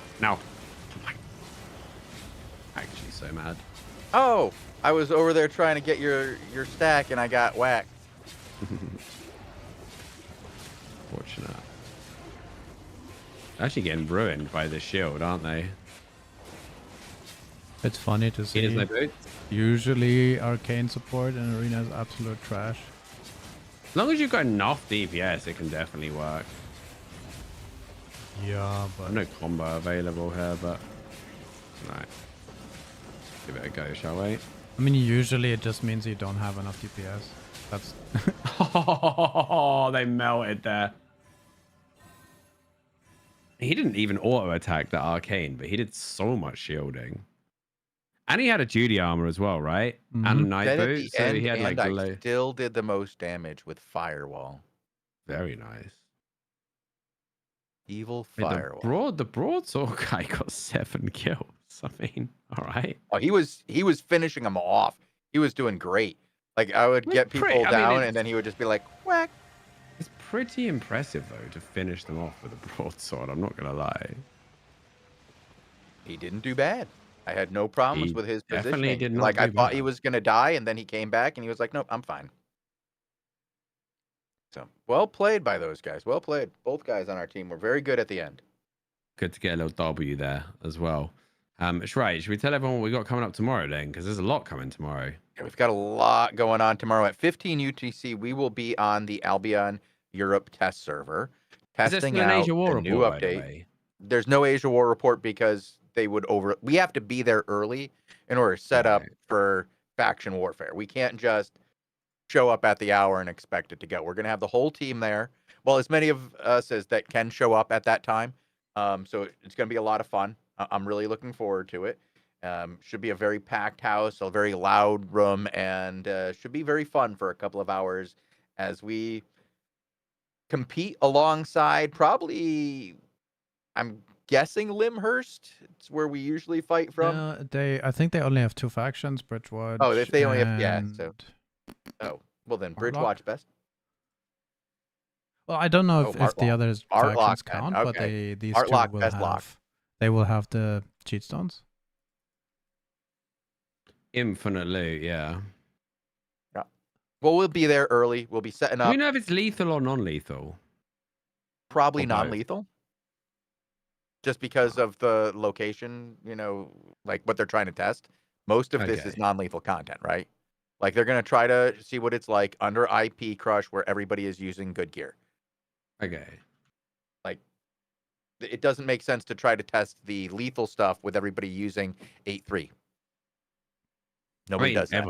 Yeah, I suppose everyone's going to use 8.3 regardless, but at least it's IP crushed. You're right. Yeah. True. Right. So it should be interesting. I think we're going to have a lot of fun. After that, we're going to do the 18 UTC War Report if we get out of there on time. And we can. I expect we will. Then we're going to have a a daily show where we go over the dev talk that came out earlier this week. We've been talking about it all week. There's a lot in there. And we're probably going to talk about more of the stuff that we went over in the Faction Warfare event as well. Just looking at this new update in general. Probably hang out on the test server for an hour afterwards if it's still open. Should be a lot of fun. But we're going to end the day with Bogle and I doing an hour of history on AOTV. Like how we started, what we did with Albion Informer before we got to Albion TV, what early Albion TV was like, and then how people joined up throughout the years, and how it's kind of grown from a show that did a couple hours of Hellgates a week to a full functional channel with lots of different content, news, events, tournaments, developer interviews, player interviews. Modern day phenomenon that's even on TikTok. Right? Dude, we're even on freaking TikTok, man. Even on TikTok. People watch us on TikTok, dude. What have we become? We've become the thing we hate. No, we love it. Well done, Mel, though, for building that up. We would never have done that without Mel, though, to be fair. The TikTok thing. No, well, yeah. So we were tasked with providing YouTube Shorts, and as part of that, I wanted to expand to TikTok, Facebook. What was the other one we said? Instagram. MySpace. MySpace. We wanted to become friends with Tom. I thought it would be a good idea. Still what I'm on with my mom and grandma. But no, it's been a wild ride, and we'll revisit all of the best bits and the stories tomorrow during the show. So make sure you're here for Albion TV. I'm sure we're gonna have plenty of giveaways as well. I can't imagine wouldn't be Albion TV without a bunch of giveaways, right, guys? Oh my God! Imagine if we were able to give out gold, like just because. Imagine there's also gold to be won just by taking part in the event if you're a banger. So yeah, make sure you're showing up tomorrow. Thank you for hanging out with us today. It's been good fun. And thank you, of course, to Shows and a Bogle for joining me and helping me win some matches today. We'll see you guys all tomorrow then, will we? Have a good one. I want to do one thing before we go, Luke. Oh, what is that? I'm gonna address something in chat. Oh no. I see somebody who's concerned about the America server timers. It is one of the more because there's EU people that can't transfer or don't want to transfer. Right. That's why I was those gonna timers say exist. it's one of the main concerns that we hear about as feedback, and I would not be surprised if at some point there is a consolidation of territories and changing to those timers at some point. I don't know if it's gonna happen before there is a server transfer available. I expect a server transfer to become available at some point. What that entails, I don't know. I really don't think it's going to allow you to bring everything that you've ever done and created over to another server. But I don't know. I really don't know what they plan to do. I do know that it's an issue for a lot of people that the timers are a little off, and I do think there need to be some adjustments made. Robin and I have talked about that quite a bit. Robin has talked to the developers about that a lot. And I know it's a hot and contested topic. I'm not going to discount anybody over there who says that it needs to change because they bring up good reasons why. And I understand why it hasn't changed because there are still people who play at these timers. Is it a significant number? Not necessarily. So, yeah, I get it. I get what you're saying. Yeah. Yes, but there's people who don't want to transfer are still playing on NA, and it would be fair to remove all their timers now without offering them a chance to transfer. That's the issue, right? As we said. So it is frustrating. Yeah. It's frustrating for people, but I think that what needs to be done in the short term is just a rebalancing of it, so that there's a territory and timer bias for NA, and that needs to be more of a bias than it currently is. But I think that there still needs to be a player timer for the people who are still stuck here. But yeah, even this guy understands. He's not even saying everything needs to be that way, but there is still a tilt towards what I would still consider a more EU-friendly timer than it needs to be. But yes, I hope that at some point it does become addressed for you guys. I still play on this server, but I don't participate in that end game content anymore. And when I did, I participated at EU timers. And the EU timers were something that for me and my timing of when I get to play was part of what brought me over here to Albion Online. I think that having a mix of timers for everybody was necessary. I wouldn't want to play on the Europe server, though. I'll say that much. I like where I play. I do miss some of the one server issues. But we're going to get out of here. We'll talk about that again another day. Sorry to go off on a tangent as we were heading out of here, but I thought that was a valuable enough comment that needed some addressing there. I get what you're going through, and it's understandable. It is not something that should be completely discounted, and I didn't like that being something that was done in chat. I think you have a legit complaint there. So thanks for showing up, everybody, and I'll see you guys tomorrow. Bye.